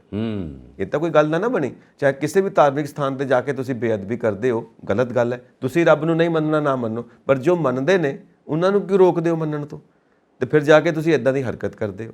ਠੀਕ ਹੈ। ਵੈਸੇ ਜੇ ਹਿਸਟਰੀ ਪੜ੍ਹੀ ਹੈ ਨਾ, ਪੰਜਾਬ ਦੀ ਹਿਸਟਰੀ, ਜਦੋਂ ਕੁਛ ਨਾ ਕੁਛ ਹਮਲਾਵਰ ਆਏ ਆ, ਜਦੋਂ ਤੱਕ ਸਿਕੰਦਰ ਤੋਂ ਲੈ ਕੇ ਪਠਾਣਾਂ ਤੱਕ, ਮੁਗਲਾਂ ਤੱਕ, ਮਰਾਠਿਆਂ ਤੱਕ ਹਿਸਟਰੀ ਪੜ੍ਹੀਏ, ਤਾਂ ਜਦੋਂ ਵੀ ਕਿਸੇ ਧਾਰਮਿਕ ਸਥਾਨ 'ਤੇ ਕੁਛ ਹੋਇਆ ਤਾਂ ਉਹਦਾ ਜਿਹੜਾ ਉਹਨਾਂ ਨੂੰ ਖਮਿਆਜ਼ਾ, ਜਾਂ ਉਹਨਾਂ ਨੂੰ ਉਹਦਾ ਜਿਹੜਾ ਭੁਗਤਣਾ ਪਿਆ, ਸਾਰਾ ਕੁਝ ਸਜ਼ਾ ਜਿਹੜੀ ਭੁਗਤਣੀ ਪਈ ਆ, ਉਹ ਲੋਕਾਂ ਨੇ ਨਹੀਂ ਦਿੱਤੀ, ਖੁਦਾ ਨੇ, ਭਗਵਾਨ ਨੇ, ਵਾਹਿਗੁਰੂ ਨੇ ਦੇ ਦਿੱਤੀ। ਮਾਲਿਕ ਨੇ ਆਪਣੇ ਆਪ ਦੇਖਣਾ ਹੁੰਦਾ ਹੈ। ਜਿਸ ਤਰ੍ਹਾਂ ਮਸਾ ਰੰਗੜ ਜਿਹੜਾ ਸੀਗਾ ਦਰਬਾਰ ਸਾਹਿਬ, ਬੇਅਦਬੀ ਕਰ ਰਿਹਾ ਸੀ, ਕੁਝ ਕਰ ਰਿਹਾ ਸੀ, ਤੇ ਭਾਈ ਸੁੱਖਾ ਸਿੰਘ, ਮਹਿਤਾਬ ਸਿੰਘ ਆਏ, ਮਾੜੀ ਕੰਬੋਹ ਪਿੰਡ ਸੀ ਉਹਨਾਂ ਦਾ, ਘੋੜੇ 'ਤੇ ਆਏ ਆ। ਉਹਨਾਂ ਨੇ ਜਿਹੜੀ ਦਰਸ਼ਨੀ ਡਿਊੜੀ ਉਹਦੇ ਨਾਲ ਬੇਰੀ ਆ, ਉੱਥੇ ਘੋੜੇ ਬੰਨੇ। ਅੰਦਰ ਜਾ ਕੇ ਉਹਨਾਂ ਨੇ ਕਹਿਤਾ ਕਿ ਇਹਨਾਂ ਨੂੰ ਕਹਿ ਦਿਓ ਕਿ ਮਾਮਲਾ ਆ ਗਿਆ। ਮਾਮਲਾ ਲੈ ਕੇ ਉਹਨਾਂ ਨੇ ਠੀਕਰੀਆਂ ਨਾਲ ਬੋਰੀਆਂ ਭਰੀਆਂ ਸੀਗੀਆਂ। ਉਹਦੇ ਮਾਮਲਾ ਲੈਂਦਾ ਸੀ ਨਾ ਮੱਸਾ ਰੰਗੜ, ਜਦੋਂ ਉਹਨਾਂ ਨੇ ਕਿਹਾ ਰੱਖ ਦਿਓ ਮੰਜੀ ਥੱਲੇ, ਤਾਂ ਆਂਦੇ ਵੇਖ ਲਓ ਕਿੰਨਾ। ਜਦੋਂ ਉਹਨੇ ਧੌਣ ਥੱਲੇ ਕੀਤੀ, ਉਹਨਾਂ ਵਾਰ ਕੀਤਾ ਸ਼ਮਸ਼ੀਰ ਦਾ, ਕਿਰਪਾਨ ਦਾ, ਧੜ ਇੱਕ ਪਾਸੇ ਤੇ ਸਿਰ ਇੱਕ ਪਾਸੇ ਹੋ ਗਿਆ। ਹਫੜਾ ਦਫੜੀ ਭੱਜ ਗਏ ਲੋਕ, ਉਸੋਂ ਸਾਰੇ ਲੋਕ। ਔਰ ਉਸ ਤੋਂ ਬਾਅਦ ਸਾਰਾ ਕੂਚ ਕਰਕੇ ਮੁੜ ਕੇ ਨਹੀਂ ਕੋਈ ਵੜਿਆ। ਇਸੇ ਤਰ੍ਹਾਂ ਅਬਦਾਲੀ ਨਾਲਰ ਨਾਲ, ਔਰ ਜਿੰਨੇ ਵੀ ਇੱਥੇ ਹਮਲਾਵਰ ਆਏ ਆ, ਸਾਰਿਆਂ ਨੂੰ ਮੂੰਹ ਦੀ ਖਾਣੀ ਪਈ ਹੈ। ਇਹ ਗੁਰੂ ਮਹਾਰਾਜ ਦੀ ਸਾਰੀ ਜਿਹੜਾ ਉਪਦੇਸ਼ ਵੀ ਆ ਉਹਨਾਂ ਦਾ ਲੋਕਾਂ ਵੱਲੋਂ ਦਿੱਤਾ ਇਹ ਸੁਨੇਹਾ ਵੀ ਹੈ ਲੋਕਾਂ ਨਾਲ ਕਿ ਇਹ ਸਾਰਾ ਕੁਝ ਉਸ ਸਮੇਂ ਹੋਇਆ। ਹਿਸਟਰੀ ਕਹਿੰਦੀ ਆ, ਉਹਦੇ ਵਿੱਚ ਪੜ੍ਹੋ ਤੇ ਸਾਰਾ ਕੁਝ ਸਹੀ ਕਹਿੰਦੇ ਹੋ ਬਹੁਤ ਕਿ ਪੁਰਾਣੀ ਜੋ ਪਾਪੀ ਹੈ ਉਹਨੂੰ ਉਹਦਾ ਪਾਪ ਹੀ ਮਾਰ ਦਿੰਦਾ, ਪਾਪ ਮਾਰਦਾ, ਪਾਪੀ ਨੂੰ ਉਹਦਾ ਪਾਪ ਹੀ ਮਾਰਦਾ। ਸਹੀ ਗੱਲ, ਕਿਉਂਕਿ ਉਹਦੀ ਕਰਤੂਤ ਇਦਾਂ ਦੀ ਬਿਲਕੁਲ ਬਿਲਕੁਲ ਠੀਕ ਹੈ ਨਾ। ਕੁਦਰਤ ਹੈ, ਕੁਦਰਤ ਫੈਸਲਾ ਕਰਦੀ ਹੈ, ਕੁਦਰਤ ਨਿਆਂ ਕਰਦੀ ਹੈ। ਔਰ ਜਿੱਥੋਂ ਤੱਕ ਅਸੀਂ ਭਾਰਤ ਦੀ ਗੱਲ ਕਰੀਏ, ਸਾਡੇ ਸੰਵਿਧਾਨ 'ਚ ਲਿਖਿਆ ਗਿਆ ਕਿ ਧਰਮ ਸਾਡਾ ਸਾਰਿਆਂ ਦਾ ਪਰਸਨਲ ਮਾਮਲਾ ਹੈ, ਵਿਅਕਤੀਗਤ ਮਾਮਲਾ ਹੈ। ਅਸੀਂ ਜਿਸ ਧਰਮ ਨੂੰ ਮੰਨਦੇ ਹਾਂ, ਜਿਸ ਧਰਮ ਦੀ ਪੂਜਾ ਕਰਦੇ ਹਾਂ, ਜਿਸ ਧਰਮ ਦੀ ਅਰਦਾਸ ਕਰਦੇ ਹਾਂ, ਉਹ ਸਾਡਾ ਆਪਣਾ ਵਿਅਕਤੀਗਤ ਮਾਮਲਾ ਹੈ। ਅਸੀਂ ਕਿਸੇ ਤੇ ਥੋਪ ਨਹੀਂ ਸਕਦੇ ਤੇ ਕੋਈ ਸਾਡੇ ਤੇ ਨਹੀਂ ਥੋਪ ਸਕਦਾ। ਤੁਸੀਂ ਰੱਬ ਨੂੰ ਮੰਨਣਾ ਹੈ, ਤੁਸੀਂ ਰੱਬ ਨੂੰ ਨਹੀਂ ਮੰਨਣਾ, ਇਹ ਤੁਹਾਡੀ ਪਰਸਨਲ ਚੋਇਸ ਹੈ। ਪਰ ਜਿਹੜੇ ਮੰਨਦੇ ਨੇ ਉਹਨਾਂ ਨੂੰ ਜ਼ਬਰਦਸਤੀ ਕਹਿਣਾ ਤੂੰ ਕਿਉਂ ਮੰਨਦਾ, ਇਹ ਕੋਈ ਗੱਲ ਨਹੀਂ ਬਣਦੀ। ਸਾਡਾ ਸੰਵਿਧਾਨ ਇਸ ਦੀ ਇਜਾਜ਼ਤ ਨਹੀਂ ਦਿੰਦਾ, ਨਾ ਸਾਡਾ ਧਰਮ, ਨਾ ਸਾਡਾ ਸਮਾਜ ਇਸ ਚੀਜ਼ ਦੀ ਇਜਾਜ਼ਤ ਦਿੰਦਾ, ਨਾ ਸਾਡੇ ਪਵਿੱਤਰ ਗ੍ਰੰਥ ਇਸ ਚੀਜ਼ ਦੀ ਇਜਾਜ਼ਤ ਦਿੰਦੇ ਨੇ। ਬੇਅਦਬੀ ਕਿਸੇ ਵੀ ਧਾਰਮਿਕ ਸਥਾਨ ਦੀ, ਕਿਸੇ ਵੀ ਧਰਮ ਦੀ ਕਿਸੇ ਨੂੰ ਨਹੀਂ ਕਰਨੀ ਚਾਹੀਦੀ। ਔਰ ਬਾਕੀ ਰਿਹਾ ਗੱਲ ਕੀਤੀ ਜਾਂਦੀ ਹੈ ਕਿ ਉਹਨਾਂ ਦਾ ਦਿਮਾਗੀ ਤਵਾਜ਼ਨ ਠੀਕ ਨਹੀਂ ਸੀ, ਦਿਮਾਗੀ ਤੌਰ ਤੇ ਠੀਕ ਨਹੀਂ ਸੀ, ਫਿਰ ਉਹ ਕੋਈ ਹੋਰ ਹਰਕਤ ਕਿਉਂ ਨਹੀਂ ਕਰਦੇ? ਉਹ ਬੇਅਦਬੀ ਕਿਉਂ ਕਰਦੇ ਨੇ? ਜਾ ਕੇ ਆਪਣੀ ਜਾਨ ਕਿਉਂ ਨਹੀਂ ਦੇ ਦਿੰਦੇ ਕਿਤੇ? ਜਿੱਦਾਂ ਇੱਕੋ ਗੱਲ ਕਹਿੰਦੇ ਨੇ ਨਾ ਕਿ ਕਿਸੇ ਦੇ ਘਰੋਂ ਜਾ ਕੇ ਨਾ ਲੋਕਾਂ ਦੇ ਘਰੋਂ ਭਾਂਡੇ ਚੋਰੀ ਕਰਕੇ ਵੇਚ ਦਿੰਦਾ ਸੀ, ਤੇ ਜਦੋਂ ਫੜਿਆ ਗਿਆ ਕਹਿੰਦੇ ਜੀ ਇਹਦਾ ਦਿਮਾਗੀ ਤਵਾਜ਼ਨ ਠੀਕ ਨਹੀਂ ਹੈਗਾ, ਇਹ ਲੋਕਾਂ ਦੇ ਘਰ ਇਸ ਕਰਕੇ ਭਾਂਡੇ ਚੋਰੀ ਕਰਦਾ ਤੇ ਵੇਚ ਦਿੰਦਾ। ਕਹਿੰਦੇ ਉਹ ਤਾਂ ਤੁਹਾਡੀ ਗੱਲ ਮੰਨ ਲਈ, ਫਿਰ ਇਹ ਆਪਣੇ ਘਰ ਦੇ ਭਾਂਡੇ ਚੋਰੀ ਕਰਕੇ ਕਿਉਂ ਨਹੀਂ ਵੇਚਦਾ? ਕਹਿੰਦੇ ਹੁਣ ਇੰਨਾ ਪਾਗਲ ਵੀ ਨਹੀਂ ਨਾ ਹੈਗਾ ਕਿ ਆਪਣੇ ਘਰ ਦੇ ਭਾਂਡੇ ਵੇਚ ਆਵੇ ਜਾ ਕੇ। ਮਤਲਬ ਇਹ ਹੈ ਕਿ ਤੁਸੀਂ ਗੱਲ ਨੂੰ ਕਿਸੇ ਪਾਸੇ ਵੀ ਮੋੜ ਲੈਂਦੇ ਹੋ। ਵੈਸੇ ਪਤਾ ਕੀ ਆ, ਜਿਹੜਾ ਮਾੜਾ ਕੀਤਾ ਹੁੰਦਾ ਉਹਦਾ ਅੰਤ ਵੀ ਮਾੜਾ ਹੁੰਦਾ। Exactly. ਇਹ ਤਾਂ ਹੈ ਹੀ ਹੈ। ਜਿਹਨੇ ਕੋਈ ਗਲਤ ਕੰਮ ਕਰਨਾ ਉਹ ਅੱਜ ਨਹੀਂ ਕੱਲ ਨਹੀਂ, ਉਹ ਮਰਿਆ ਹੀ ਲਓ। ਅਸਲ 'ਚ ਇਹ ਲੋਕ ਉਹਦਾ ਦਿਮਾਗੀ ਤਵਾਜ਼ਨ ਵਿਗੜਿਆ ਵੇ ਕਹਿ ਲਓ ਜਾਂ ਕੁਝ ਵੀ ਹੈ। ਐਕਚੁਅਲੀ ਇਹਨਾਂ ਦੇ ਵਿੱਚ ਇਹ ਉਲਝਣਾਂ ਨਾਲ ਭਰੇ ਹੁੰਦੇ ਲੋਕ।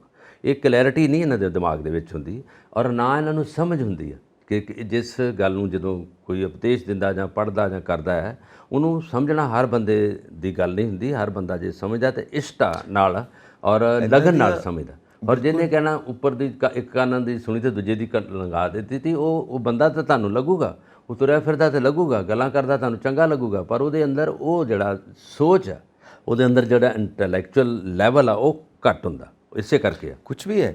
ਮੇਰੇ ਸਾਹਮਣੇ ਇੱਕ ਕੇਸ ਆਇਆ ਜੀ, ਮੈਨੂੰ ਕਹਿੰਦਾ ਕਿ ਘਰ ਦੇ ਵਿੱਚ ਕੋਈ ਘਟਨਾ ਵਾਪਰ ਗਈ ਤੇ ਮੈਨੂੰ ਬੜਾ ਗੁੱਸਾ ਚੜਿਆ ਰੱਬ ਤੇ। ਮੈਂ ਰੱਬ ਨਾਲ ਲੜਾਈ ਕਰਤੀ, ਫਿਰ ਉਸ ਤੋਂ ਬਾਅਦ ਮੈਂ ਰੱਬ ਨੂੰ ਨਹੀਂ ਮੰਨਿਆ। ਉਹ ਮੈਂ ਕਿਹਾ ਭਰਾਇਆ ਲੋਕਾ, ਮੈਨੂੰ ਕਿਉਂ ਦੱਸਦਾ ਪਿਆ? ਤੂੰ ਮੰਨਿਆ ਨਹੀਂ ਮੰਨਿਆ, ਮੈਨੂੰ ਕਿਉਂ ਕਾਨੂੰ ਆਪਣੀ ਇੱਕ ਕਹਾਣੀ ਸੁਣਾਉਣਾ ਪਿਆ? ਮੈਂ ਤੇਰੀ ਕਹਾਣੀ ਸੁਣ ਕੇ ਕੀ ਲੈਣਾ ਦੇਣਾ? ਉਹਦੀ ਕਿਸੇ ਨੇ ਵੀ ਨਹੀਂ ਸੁਣਨੀ ਇਹ ਗੱਲ। ਤੂੰ ਆਪਣੇ ਕੰਮ ਕਰ, ਤੂੰ ਆਪਣਾ ਕੰਮ ਕਰ, ਨਹੀਂ ਕਰਨਾ ਨਾ ਕਰ। ਇੱਕ ਤੁਹਾਨੂੰ ਦੱਸਾਂ, ਬੰਦਾ ਕਦੋਂ ਮੰਨਦਾ ਰੱਬ ਨੂੰ? ਜਦੋਂ ਮੰਨਦਾ ਨਾ, ਉੱਦਾਂ ਤਾਂ ਜਦੋਂ ਕੋਈ ਸਾਰਾ ਝੋਲੀਆਂ ਭਰੀਆਂ ਹੁੰਦੀਆਂ, ਖਾਂਦਾ ਪੀਂਦਾ ਹੈ ਨਾ, ਮਜ਼ੇ ਲੁੱਟਦਾ ਸਾਰਾ ਕੁਝ, ਜਦੋਂ ਉਹਦੇ ਸਿਰ 'ਚ ਆ ਕੇ ਵੱਜਦੀ ਹੈ, ਜਦੋਂ ਬਿਮਾਰ ਪੈ ਜਾਂਦਾ ਮੰਜੇ 'ਤੇ, ਜਦੋਂ ਉਹਦੇ ਸਾਰੇ ਪਰਿਵਾਰ ਦੇ ਵਿੱਚ ਕੋਈ ਨਾ ਕੋਈ ਇਸ ਤਰ੍ਹਾਂ ਦਾ ਨੁਕਸਾਨ ਪਹੁੰਚਦਾ, ਫਿਰ ਰੱਬ ਦਾ ਨਾਂ ਲੈਂਦਾ, ਫਿਰ ਪਰਮਾਤਮਾ ਦਾ ਨਾਂ ਲੈਂਦਾ, ਫਿਰ ਪਾਠ ਕਰਦਾ, ਸਾਰਾ ਕੁਝ ਕਰਦਾ। ਲੋੜ ਦੇ ਵੇਲੇ ਅਸੀਂ ਸਾਰਾ ਕੁਝ ਕਰ ਜਾਂਦੇ ਹਾਂ। ਜਦੋਂ ਅਸੀਂ ਸਾਰਾ ਕੁਝ ਸਾਡੇ ਕੋਲ ਪਿਆ, ਉਦੋਂ ਨਹੀਂ ਅਸੀਂ ਸ਼ੁਕਰ ਅਦਾ ਹੁੰਦੇ, ਉਦੋਂ ਨਹੀਂ ਅਸੀਂ ਧੰਨਵਾਦ ਕਰਦੇ, ਉਦੋਂ ਨਹੀਂ ਅਸੀਂ ਗੁਰੂ ਸਾਹਿਬ ਦਾ ਨਾਂ ਲੈਂਦੇ। ਉਹ ਅਸੀਂ ਉਦੋਂ ਲੈਂਦੇ ਹਾਂ ਜਦੋਂ ਅਸੀਂ ਆਪ ਫਸੇ ਹੋਈਏ ਜਾਲ ਦੇ ਵਿੱਚ। ਇਸੇ ਕਰਕੇ ਕਿਹਾ ਗਿਆ ਹੈਗਾ ਕਿ ਜਦੋਂ ਵੀ ਅਸੀਂ ਕਰਦੇ ਹਾਂ ਗੁਰੂ ਸਾਹਿਬ ਦਾ ਨਾਂ ਲੈਣਾ ਜਾਂ ਕੁਛ ਹੈਗਾ, ਉਹਦਾ ਹਮੇਸ਼ਾ ਸ਼ੁਕਰ ਕਰੋ, ਹਰ ਵੇਲੇ ਸ਼ੁਕਰਾਨਾ ਕਰੋ। ਸੌਣ ਲੱਗਿਆ, ਬਹਿਣ ਲੱਗਿਆ, ਖਾਣ ਲੱਗਿਆ, ਹਮੇਸ਼ਾ ਕਰੋ, ਉਹਦਾ ਦਿੱਤਾ ਪਿਆ ਹੈਗਾ। ਪਰ ਇਹ ਗੱਲ ਪਤਾ ਕੀ ਆ ਗਿਆ, ਮੰਨਤ ਉਹ ਕਰਦਾ ਜਿਹਨੂੰ ਸੂਝ ਹੈ, ਜਿਹਨੂੰ ਪਤਾ ਐਗਜ਼ਿਸਟੈਂਸ ਹੈ, ਸੰਸਕਾਰਾਂ ਦੀ ਗੱਲ ਹੈ, ਉਹਦਾ ਨਿਰਕਾਰ ਹੈ, ਉਹ ਹੈ ਨਾ, ਉਹਦੀ ਹੋਂਦ ਜਿਹੜੀ ਹੈਗੀ ਆ, ਉਹ ਓਮਨੀ ਪ੍ਰੈਜ਼ੈਂਟ ਆ, ਸਰਵ ਵਿਆਪਕ ਆ, ਉਹਨੂੰ ਪਤਾ ਹੈਗਾ। ਜਿਹਨੂੰ ਇਸ ਚੀਜ਼ ਦਾ ਨਹੀਂ ਪਤਾ, ਉਹ ਫਿਰ ਊਣਤਾਈਆਂ ਨਾਲ ਭਰਿਆ ਹੁੰਦਾ। ਉਹਨੇ ਅੱਜ ਨਹੀਂ ਕੱਲ ਨਹੀਂ, ਉਹਨੇ ਫਿਰਨਾ ਇਸ ਦੁਨੀਆ ਤੋਂ ਭੱਜਣਾ ਦਾ। ਐਗਜ਼ੈਕਟਲੀ ਗੱਲ ਇਹ ਹੈ ਕਿ ਜੋ ਕਰੋਗੇ ਨਾ, ਉਹਦਾ ਜਿਹੜਾ ਅਸਰ ਹੈ, ਉਹਦਾ ਜਿਹੜਾ ਫਲ ਹੈ, ਉਹ ਘੁੰਮ ਕੇ ਜ਼ਰੂਰ ਆਊਗਾ। ਜੇ ਚੰਗੇ ਕੰਮ ਕਰੋਗੇ ਤਾਂ ਚੰਗਾ ਅਸਰ ਘੁੰਮ ਕੇ ਆਊਗਾ, ਜੇ ਮਾੜੇ ਕੰਮ ਕਰੋਗੇ ਤਾਂ ਮਾੜਾ ਅਸਰ ਘੁੰਮ ਕੇ ਆਊਗਾ। ਸਾਡੀ ਸਮੱਸਿਆ ਇਹ ਹੈ, ਇਸ ਗੱਲ ਨਾਲ ਵਾਈਂਡ ਅਪ ਕਰਕੇ ਅਗਲੇ ਮਸਲੇ ਤੇ ਚੱਲੀਏ। ਸਾਡੀ ਸਮੱਸਿਆ ਇਹ ਹੈ ਜੀ, ਜੋ ਚੀਜ਼ ਸਾਡੇ ਕੋਲ ਨਹੀਂ ਹੈਗੀ, ਸਾਡਾ ਧਿਆਨ ਉਹਦੇ ਵੱਲ ਹੈ। ਜੋ ਚੀਜ਼ ਸਾਡੇ ਕੋਲ ਹੈਗੀ, ਉਹਦੇ ਵੱਲ ਧਿਆਨ ਹੀ ਨਹੀਂ। ਜੋ ਮਾਲਿਕ ਨੇ ਦਿੱਤਾ ਹੋਇਆ, ਜੋ ਹੈ, ਉਹਦੇ ਵਾਸਤੇ ਸ਼ੁਕਰਾਨਾ ਅਦਾ ਕਰੋ। ਜੋ ਨਹੀਂ ਹੈਗੀ, ਉਹਦੇ ਵਾਸਤੇ ਮਿਹਨਤ ਕਰੋ, ਉਹਦੇ ਕੋਲੋਂ ਮੰਗੀ ਜਾਓ, ਠੀਕ ਹੈ। ਪਰ ਜੋ ਹੈ ਦਿੱਤਾ ਹੋਇਆ, ਉਹਦੇ ਵੱਲ ਤਾਂ ਧਿਆਨ ਦਿਓ ਕਿ ਸ਼ੁਕਰ ਹੈ। ਕਈਆਂ ਕੋਲ ਇਹ ਵੀ ਨਹੀਂ ਹੈਗਾ ਜੋ ਸਾਡੇ ਕੋਲ ਹੈਗਾ, ਸੋ ਉਸ ਦੇ ਵਾਸਤੇ ਸ਼ੁਕਰੀਆ ਅਦਾ ਕਰਨਾ ਚਾਹੀਦਾ, ਸ਼ੁਕਰਾਨਾ ਅਦਾ ਕਰਨਾ ਚਾਹੀਦਾ। ਬਿਲਕੁਲ। ਸੋ ਅੱਗੇ ਵਧਦੇ ਹਾਂ ਜੀ। ਅੱਗੇ ਇਹ ਹੈ ਜੀ ਕਿ ਸੁਖਪਾਲ ਖਹਿਰਾ ਨੇ ਆਪ ਦੇ ਮੰਤਰੀ ਤੇ ਜਿਣਸੀ ਸ਼ੋਸ਼ਣ ਦੇ ਗੰਭੀਰ ਦੋਸ਼ ਲਾਏ ਨੇ। ਇਹ ਜਿਣਸੀ ਸ਼ੋਸ਼ਣ ਦੇ ਮਸਲੇ ਬੜੇ ਚੱਲਦੇ ਪਏ ਨੇ। ਇਹ ਕਾਂਗਰਸ ਦਾ ਆਗੂ ਆ ਔਰ ਬੁਲਾਰਾ ਵਾ ਸੁਖਪਾਲ ਖਹਿਰਾ, ਔਰ ਕਈ ਵਾਰੀ ਇਸ ਤਰ੍ਹਾਂ ਦੇ ਵਿਵਾਦ ਪੂਰਵਕ ਜਿਹੜੇ ਹੁੰਦੇ ਨੇ ਮਸਲੇ, ਉਹ ਲਿਆ ਕੇ ਉਠਾਉਂਦੇ ਆ। ਔਰ ਇਹਦੇ ਵਿੱਚ ਕਈ ਵਾਰੀ ਜਦੋਂ ਜ਼ਮੀਨ ਦਾ ਮਾਮਲਾ ਸੀਗਾ, ਪੰਜਾਬ ਦੀ ਜ਼ਮੀਨ ਜਦੋਂ ਲੋਕਾਂ ਨੇ ਥਿਆਈ ਸੀਗੀ, ਉਹ ਇਸ ਮੌਜੂਦਾ ਸਰਕਾਰ ਨੇ ਕਢਵਾਈ ਸਾਰਾ ਕੁਛ, ਔਰ ਖੁਦ ਇਹਨਾਂ ਨੇ ਕਿਹਾ ਕਿ ਉਹਦੇ ਵਿੱਚ ਆਸੇ-ਪਾਸੇ ਹੈਗੀ ਹੈ, ਤਾਂ ਔਰ ਇਹਦੇ ਕੋਲੋਂ ਵੀ ਕੁਛ ਨਾ ਕੁਛ ਇਹਦੀ ਵੀ ਕਬਜ਼ੇ ਦੀ ਜ਼ਮੀਨ ਨਿਕਲੀ। ਔਰ ਹੁਣ ਇਹਨਾਂ ਨੇ ਮਸਲਾ ਜਿਹੜਾ ਲਿਆ, ਉਹ ਮਸਲਾ ਇਹ ਹੈਗਾ ਕਿ ਵੀਡੀਓ ਦੇ ਕਲਿੱਪ ਇਹਨਾਂ ਕੋਲ ਪਏ ਆ, ਔਰ ਉਹ ਵੀਡੀਓ ਹੈਗੀ ਆ ਆਮ ਆਦਮੀ ਸਰਕਾਰ ਦੇ ਇੱਕ ਵਿਧਾਇਕ ਦੀ, ਔਰ ਉਹਨਾਂ ਨੇ ਉਹ ਵੀਡੀਓ ਦੇ ਕਲਿੱਪ ਲੈ ਕੇ ਬਨਵਾਰੀ ਲਾਲ ਪੁਰੋਹਿਤ ਜਿਹੜੇ ਗਵਰਨਰ ਨੇ ਮੌਜੂਦਾ, ਉਹਨਾਂ ਕੋਲ ਲੈ ਗਏ, ਔਰ ਉਹਨਾਂ ਨੂੰ ਲਿਖਤੀ ਲੈਟਰ ਵੀ ਦਿੱਤਾ ਕਿ ਆਹ ਬੰਦਾ ਹੈਗਾ ਕੌਣ, ਅਨਾਊਂਸ ਨਹੀਂ ਕੀਤਾ ਕੌਣ ਹੈਗਾ। ਹੁਣ ਪੈ ਗਈਆਂ ਭਾਜੜਾਂ ਉਹਦੇ ਵਿੱਚ, ਜਿੰਨਾ ਸਾਡੀ ਸੋਸ਼ਲ ਮੀਡੀਆ, ਪ੍ਰਿੰਟ ਮੀਡੀਆ, ਇਹਨਾਂ ਕੋਲ ਨਿਊਜ਼ ਆ ਗਈ। ਹੁਣ ਇਹ ਨਿਊਜ਼ ਛਾਇਆ ਹੋ ਗਈ ਸਾਰੇ ਪਾਸੇ, ਔਰ ਗਵਰਨਰ ਸਾਹਿਬ ਨੇ ਕਹਿਤਾ ਕਿ ਮੈਂ ਇਹਦਾ ਬਿਲਕੁਲ ਇੱਥੇ ਐਕਸ਼ਨ ਲਵਾਂਗਾ, ਔਰ ਮੈਂ ਭਗਵੰਤ ਮਾਨ ਜੀ ਹੋਰਾਂ ਨਾਲ ਗੱਲ ਕਰੂੰਗਾ। ਗੱਲ ਕਰਨੀ ਬਣਦੀ, ਉਹਨਾਂ ਨੇ ਕੋਈ ਮੀਟਿੰਗ ਰੱਖਣਗੇ, ਔਰ ਇਹਨਾਂ ਕਿਹਾ ਕਿ ਅਸੀਂ ਦੋਵਾਂ ਨੇ ਮੀਟਿੰਗ ਕਰਨੀ, ਇਹਦੇ 'ਚ ਅਸੀਂ ਗੱਲਬਾਤ ਕਰਾਂਗੇ। ਹੁਣ ਇਹਦਾ ਨਾਮ ਹੀ ਅਨਾਊਂਸ ਹੋ ਸਕਦਾ, ਔਰ ਇਹਦੇ ਵਿੱਚ ਇਹਨਾਂ ਨੇ ਕਿਹਾ ਕਿ ਉਹਦਾ ਜਿਨਸੀ ਸ਼ੋਸ਼ਣ ਹੈਗਾ, ਉਸ ਨੂੰ ਇਹਨਾਂ ਨੇ ਇਸ ਤਰ੍ਹਾਂ ਕਨਫਿਊਜ਼ ਕੀਤਾ, ਗੁੰਮਰਾਹ ਕੀਤਾ ਕਿ ਤੁਹਾਨੂੰ ਕਿਤੇ ਨੌਕਰੀ ਦਿੱਤੀ ਜਾਊਗੀ, ਤੁਹਾਨੂੰ ਅਸੀਂ ਕੋਈ ਨਾ ਕੋਈ ਫੰਡ ਪੇਸ਼ ਕਰਾਂਗੇ। ਉਹਨਾਂ ਨੂੰ ਲਾਲਚ ਦੇ ਕੇ ਉਹਨਾਂ ਦਾ ਜਿਨਸੀ ਸ਼ੋਸ਼ਣ ਕੀਤਾ। ਹੁੰਦਾ ਬਕਾਇਦਾ ਇਸੇ ਤਰ੍ਹਾਂ ਹੀ, ਕਿਉਂਕਿ ਜਦੋਂ ਪਾਵਰ 'ਚ ਹੁੰਦਾ, ਜਿਹੜਾ ਕੁਰਸੀ 'ਤੇ ਬੈਠਾ ਹੁੰਦਾ, ਉਹਦੇ ਲਈ ਆਲੇ ਦੁਆਲੇ ਲੋਕ ਲੋੜਵੰਦ ਆਉਂਦੇ ਆ, ਉਹ ਆਉਂਦੇ ਆ। ਕੋਈ ਨੌਕਰੀ ਦਾ ਬੇਰੁਜ਼ਗਾਰ ਆ ਜਾਂਦਾ, ਕਿਸੇ ਦਾ ਕੋਈ ਝਗੜਾ ਹੈਗਾ, ਕੋਈ ਕਿਸੇ ਤਸਕਰੀ ਮਾਮਲੇ 'ਚ ਫੜਿਆ ਗਿਆ, ਕੋਈ ਕਿਸੇ ਲੜਾਈ ਕਤਲ ਦੇ ਵਿੱਚ ਫੜਿਆ ਗਿਆ, ਇਸ ਤਰ੍ਹਾਂ ਦੇ ਮਾਮਲੇ ਜਿਹੜੇ ਹੁੰਦੇ ਆ, ਪੁਲਿਸ ਕੇਸ ਬਣੇ ਹੁੰਦੇ ਆ, ਉਹ ਫਿਰ MLA ਕੋਲ ਆਉਂਦੇ ਆ। MLA ਦੀ ਗੱਲ ਵੀ SHO ਉਹ ਇਕੱਲਾ ਉਹੀ ਸੁਣਦਾ, ਹੋਰ ਕਿਸੇ ਦੀ ਗੱਲ ਨਹੀਂ ਸੁਣਦਾ। ਉਹ ਪਾ ਲਾ ਕੇ ਪੈਸਾ ਇਕੱਠਾ ਕਰਕੇ ਜਿਨਸੀ ਸ਼ੋਸ਼ਣ ਕਰਕੇ, ਕਈ ਤਰ੍ਹਾਂ ਦੀਆਂ ਗੁੰਮਰਾਹਕੁੰਨ ਗੱਲਾਂ ਕਰਕੇ ਉਹ ਆਪਣੇ ਇਸ ਮੁੱਦੇ ਤੇ ਪਹੁੰਚਦਾ। ਫਿਰ ਅੱਜ ਕੱਲ੍ਹ ਤੁਹਾਨੂੰ ਪਤਾ 2 ਮਿੰਟ 'ਚ ਜਿਹੜੇ ਚੁਟਕੀ ਚੀਜ਼ ਵਾਇਰਲ ਹੋ ਜਾਂਦੀ ਵੀਡੀਓ, ਕੈਮਰੇ ਹਰ ਥਾਂ ਲੱਗੇ ਹੈਗੇ, ਔਰ ਹਰ ਥਾਂ ਪਤਾ ਹੁੰਦਾ, ਔਰ ਜੇ ਹੁਣ ਐਕਸ਼ਨ ਹੁੰਦਾ ਜਾਂ ਇਹ ਗਵਾਹੀ ਦੇ ਤੌਰ ਤੇ ਅੱਗੇ ਆ ਜਾਂਦੀ ਹੈ। ਵਾਇਰਲ ਹੋਈ ਹੈ ਵੀਡੀਓ, ਉਹਨਾਂ ਨੇ ਪਾਈ ਵੀ ਆ, ਲੋਕਾਂ ਤੱਕ ਪਹੁੰਚੀ ਵੀ ਹੈ, ਔਰ ਸਾਰਾ ਕੁਝ ਪਤਾ ਲੱਗ ਗਿਆ। ਹੁਣ ਸੁਖਪਾਲ ਖਹਿਰਾ ਤੁਹਾਨੂੰ ਪਤਾ ਬੋਲਦੇ ਅੱਛਾ, ਪੜ੍ਹੇ ਲਿਖੇ ਹੈਗੇ ਆ, ਅੱਛੇ ਘਰਾਣੇ ਦੇ ਹੈਗੇ ਆ, ਉਹਨਾਂ ਦੇ ਫਾਦਰ ਵੀ ਲੀਡਰ ਰਹੇ ਆ, ਔਰ ਵਿਦਿਆ ਮੰਤਰੀ ਵੀ ਰਹੇ ਆ, ਔਰ ਇਸੇ ਤਰ੍ਹਾਂ ਦੀ ਗੱਲਾਂ ਜਿਹੜੀਆਂ ਹੈਗੀਆਂ ਉਹਨਾਂ ਨੇ ਅੱਗੇ ਲਿਆਉਣੀਆਂ ਹੈ, ਕਿਉਂਕਿ ਲੋਕ ਵਿਚਾਰੇ ਨਹੀਂ ਕਹਿ ਸਕਦੇ, ਉਹਨਾਂ ਨੂੰ ਆ ਕੇ ਦੱਸਦੇ ਆ। ਚੱਲਦਾ ਇਸ ਸਮਾਜ ਦੇ ਵਿੱਚ ਨਾ, ਹਾਂ ਬਲਕਾਰ ਸਰ, ਸਭ ਕੁਝ ਚੱਲਦਾ। ਸਹੀ ਗੱਲ, ਇਹ ਤਾਂ ਗੱਲ ਹੈ। ਪ੍ਰਮੋਸ਼ਨ ਲੈਣੀ ਹੈ, ਕਹਿਣਗੇ ਆਊਟ ਆਫ ਦਾ ਟਰਨ ਤੁਹਾਨੂੰ ਪ੍ਰਮੋਸ਼ਨ ਦਿੰਦੇ ਪਏ ਆ, ਤੁਹਾਨੂੰ ਫਾਇਦਾ ਦਿੰਦੇ ਪਏ ਆ, ਤੇ ਮੈਨੂੰ ਕੀ ਫਾਇਦਾ। ਸਹੀ ਗੱਲ, ਇਦਾਂ ਦੀਆਂ ਤੇ ਓਪਨ ਗੱਲਾਂ ਕਰ ਲੈਂਦੇ ਨੇ ਇਹ ਲੇਡੀਜ਼ ਇੰਪਲੋਈਜ਼ ਦੇ ਨਾਲ। ਬਿਲਕੁਲ ਬਿਲਕੁਲ। ਔਰ ਫਾਇਦਾ ਲੈਣ ਵਾਸਤੇ ਤੁਸੀਂ ਸਾਨੂੰ ਫਾਇਦਾ ਦਿਓ, ਅਸੀਂ ਤੁਹਾਨੂੰ ਫਾਇਦਾ ਦਿੰਦੇ ਹਾਂ, ਮਿਊਚੁਅਲ ਅੰਡਰਸਟੈਂਡਿੰਗ ਹੈ। ਇੱਦਾਂ ਤੱਕ ਤਾਂ ਓਪਨ ਗੱਲਾਂ ਚੱਲਦੀਆਂ ਨੇ। ਤੇ ਇਹ ਜੋ ਸਾਰੇ ਮਾਮਲੇ ਨੇ, ਇਹ ਹੈ ਕਿ ਇਨਸਾਨ ਦੇ ਅੰਦਰ ਦਾ ਜਾਨਵਰ ਉਹ ਕਿੰਨਾ ਕੁ ਕਾਬੂ ਕਰ ਸਕਦਾ, ਕਿਉਂਕਿ ਬੇਸਿਕਲੀ ਤਾਂ ਜਾਨਵਰ ਹੀ ਹੈ। ਉੱਪਰ ਇੱਕ ਆਈਵਰੀ ਪਾਈ ਹੋਈ ਹੈ, ਇੱਕ ਉੱਪਰ ਚੋਲਾ ਪਾਇਆ ਹੋਇਆ ਕਿ ਮੈਂ ਇਨਸਾਨ ਆ, ਇਨਸਾਨ ਦਾ ਜਾਮਾ ਪਾਇਆ ਹੋਇਆ। ਔਰ ਕਿੰਨੇ ਕੁ ਲੋਕ ਨੇ ਜਿਹੜੇ ਅੰਦਰੋਂ ਇਨਸਾਨ ਬਣਦੇ ਨੇ, ਕਿੰਨੇ ਕੁ ਲੋਕ ਨੇ ਜਿਹੜੇ ਆਪਣੇ ਉੱਤੇ ਕੰਮ ਕਰਦੇ ਨੇ। ਗੱਲ ਕਰਦਾ ਜਦੋਂ ਲੋਕਾਂ ਦੇ ਭਲੇ ਲਈ ਕਰਦਾ, ਉਹ ਸਿਵਲਾਈਜ਼ਡ ਆ, ਉਹਦੇ ਵਿੱਚ ਉਹ ਕੋਈ ਗੱਲ ਨਹੀਂ। ਉਦੋਂ ਦਾ ਜਾਨਵਰ ਉਦੋਂ ਬਣਦਾ ਜਦੋਂ ਮਾੜੀਆਂ ਕਰਤੂਤਾਂ ਕਰਦਾ। ਬਿਲਕੁਲ, ਸੋਚ ਮਾੜੀ। ਜਦੋਂ ਲੜਦਾ, ਉਹ ਜਾਨਵਰਾਂ ਵਾਲੀ ਜਿਹੜੀਆਂ ਐਕਸ਼ਨ ਕਰਦਾ। ਜਦੋਂ ਇਸ ਤਰ੍ਹਾਂ ਦਾ ਸ਼ੋਸ਼ਣ ਜ਼ਿਆਦਾ ਲੋਕਾਂ ਨੂੰ ਲਿਆਉਂਦਾ ਉਧਰ ਪਾਸੇ, ਉਹ ਸ਼ੋਸ਼ਣ ਦਾ ਦੋਸ਼ ਉਹਨਾਂ 'ਤੇ ਮੜੇ ਜਾਂਦੇ। ਇਸੇ ਕਰਕੇ ਮੜੇ ਜਾਂਦੇ ਕਿਉਂਕਿ ਉਹਨਾਂ ਨੇ ਹਵਾਨੀਅਤ, ਇਹਨੂੰ ਹਵਾਨੀਅਤ ਵੀ ਆਉਂਦੇ ਆ, ਇਨਸਾਨੀਅਤ ਤੋਂ ਦੂਰ ਆਉਂਦੇ ਆ। ਤੇ ਇਹਦੇ ਵਿੱਚ ਜਿਹੜਾ ਹੈਗਾ ਕਿ ਕਰਤੂਤ ਜਾਨਵਰਾਂ ਵਾਲੀ ਹੁੰਦੀ ਹੈ। ਬਿਲਕੁਲ। ਔਰ ਇਨਸਾਨ ਆਪਣੇ ਅੰਦਰ ਦੇ ਜਾਨਵਰ ਨੂੰ ਕਿੰਨਾ ਕਾਬੂ ਕਰਦਾ ਹੈ, ਉਹਨਾਂ ਕੀ ਉਹ ਇਨਸਾਨ ਬਣ ਸਕਦਾ ਹੈ। ਗੁਰੂ ਸਾਹਿਬਾਨ ਇਹੀ ਤਾਂ ਸਮਝਾਉਂਦੇ ਨੇ, ਇਹਦੇ ਉੱਤੇ ਤਾਂ ਕੰਮ ਕਰਦੇ ਨੇ ਸਾਰਾ, ਕਿ ਤੂੰ ਆਪਣੇ ਅੰਦਰ ਦੇ ਜਾਨਵਰ ਨੂੰ ਕਾਬੂ ਕਰ। ਇਹ ਕੇਵਲ ਅਸੀਂ ਪੰਜਾਬ ਦੀ ਗੱਲ ਨਹੀਂ ਕਰਦੇ, ਇੰਡੀਆ ਦੀ ਗੱਲ ਨਹੀਂ ਕਰਦੇ, ਪੂਰੇ ਸੰਸਾਰ ਦੀ ਗੱਲ ਹੈ। ਦੇਖੋ ਵੱਡੇ ਵੱਡੇ ਨੇਤਾ ਟਰੰਪ ਤੱਕ ਮਿਹਣੇ ਹੋ ਗਏ, ਉਹਨਾਂ ਤੇ ਦੋਸ਼ ਮੜੇ। ਹਿਊਮਨ ਸਾਈਕੀ ਸੇਮ ਹੈ। ਹਾਂ, ਔਰ ਇਹੀ ਗੁਰੂ ਸਾਹਿਬ ਕਹਿੰਦੇ ਨੇ ਕਿ ਆਪਣੇ ਜਾਨਵਰ ਨੂੰ ਜਿਹੜਾ ਤੇਰੇ ਅੰਦਰ ਬੈਠਾ ਉਹਨੂੰ ਜਿੰਨਾ ਕਾਬੂ ਕਰੇਗਾ, ਉਹਨਾਂ ਤੋਂ ਇਨਸਾਨ ਬਣੇਗਾ। ਜਿੰਨਾ ਉਹ ਕਾਬੂ ਹੋਈ ਜਾਏਗਾ, ਉਹਨਾਂ ਤੋਂ ਇਨਸਾਨ ਬਣੀ ਜਾਏਗਾ, ਅੱਗੇ ਅੱਗੇ ਵਧੀ ਜਾਏਗਾ। ਜ਼ਰੂਰ। ਸੋ ਇਹੀ ਜਿਨਸੀ ਸ਼ੋਸ਼ਣ ਦਾ ਮਾਮਲਾ ਪਹਿਲਵਾਨ ਵੀ ਬੈਠੇ ਹੋਏ ਨੇ ਜੰਤਰ ਮੰਤਰ ਦੇ ਉੱਤੇ, ਤੇ ਜਾ ਕੇ ਕਿਰਤੀ ਕਿਸਾਨ ਯੂਨੀਅਨ ਤੇ ਨਵਜੋਤ ਸਿੱਧੂ ਵੀ ਉਹਨਾਂ ਨੂੰ ਮਿਲੇ ਨੇ। ਹੁਣ ਦੇਖੋ ਇਹ ਮਾਮਲਾ ਕਿੱਥੇ ਤੱਕ ਜਾਂਦਾ ਹੈ। ਉੱਥੇ ਵੀ FIRs ਹੋਈਆਂ, ਉੱਥੇ ਵੀ ਜਿਨਸੀ ਸ਼ੋਸ਼ਣ, ਕੁੜੀਆਂ ਦੇ ਨਾਲ ਕੋਚਿਸ, ਕੁੜੀਆਂ ਦੇ ਨਾਲ ਮਿਨਿਸਟਰਸ ਜਿਨਸੀ ਸ਼ੋਸ਼ਣ ਕਰਦੇ ਨੇ, ਉੱਥੇ ਵੀ ਇਹੀ ਮਾਮਲੇ ਨੇ। ਮਸਲਾ ਇਹ ਨਾ ਵਿਗੜ ਗਿਆ ਕਿ ਜੰਤਰ ਮੰਤਰ ਤੇ ਬੜੇ ਦਿਨਾਂ ਤੋਂ ਉਹਨਾਂ ਨੇ ਧਰਨਾ ਦਿੱਤਾ। ਉਹਦੇ ਵਿੱਚ ਫਿਲਮ ਦੇ ਸਟਾਰ ਜਿਹੜੀਆਂ ਮਹਾਨ ਹਸਤੀਆਂ ਨੇ ਉਹ ਵੀ ਆਏ ਉਹਨਾਂ ਦੀ ਹੈਲਪ। ਹਾਂਜੀ। ਉਹਦੇ 'ਚ ਖਿਡਾਰੀ ਵੀ ਪੂਰੇ ਹਿੰਦੁਸਤਾਨ ਦੇ ਆਏ ਆ। ਔਰ ਪਹਿਲੀ ਗੱਲ ਜਿਹੜਾ ਪੰਜਾਬ ਦੇ ਖਿਡਾਰੀ ਤੋਂ ਸਿਆਸੀ ਲੀਡਰ ਬਣੇ ਨੇ ਆਪਣੇ ਨਵਜੋਤ ਸਿੱਧੂ ਜੀ, ਉਹ ਵੀ ਉੱਥੇ ਪਹੁੰਚੇ ਆ।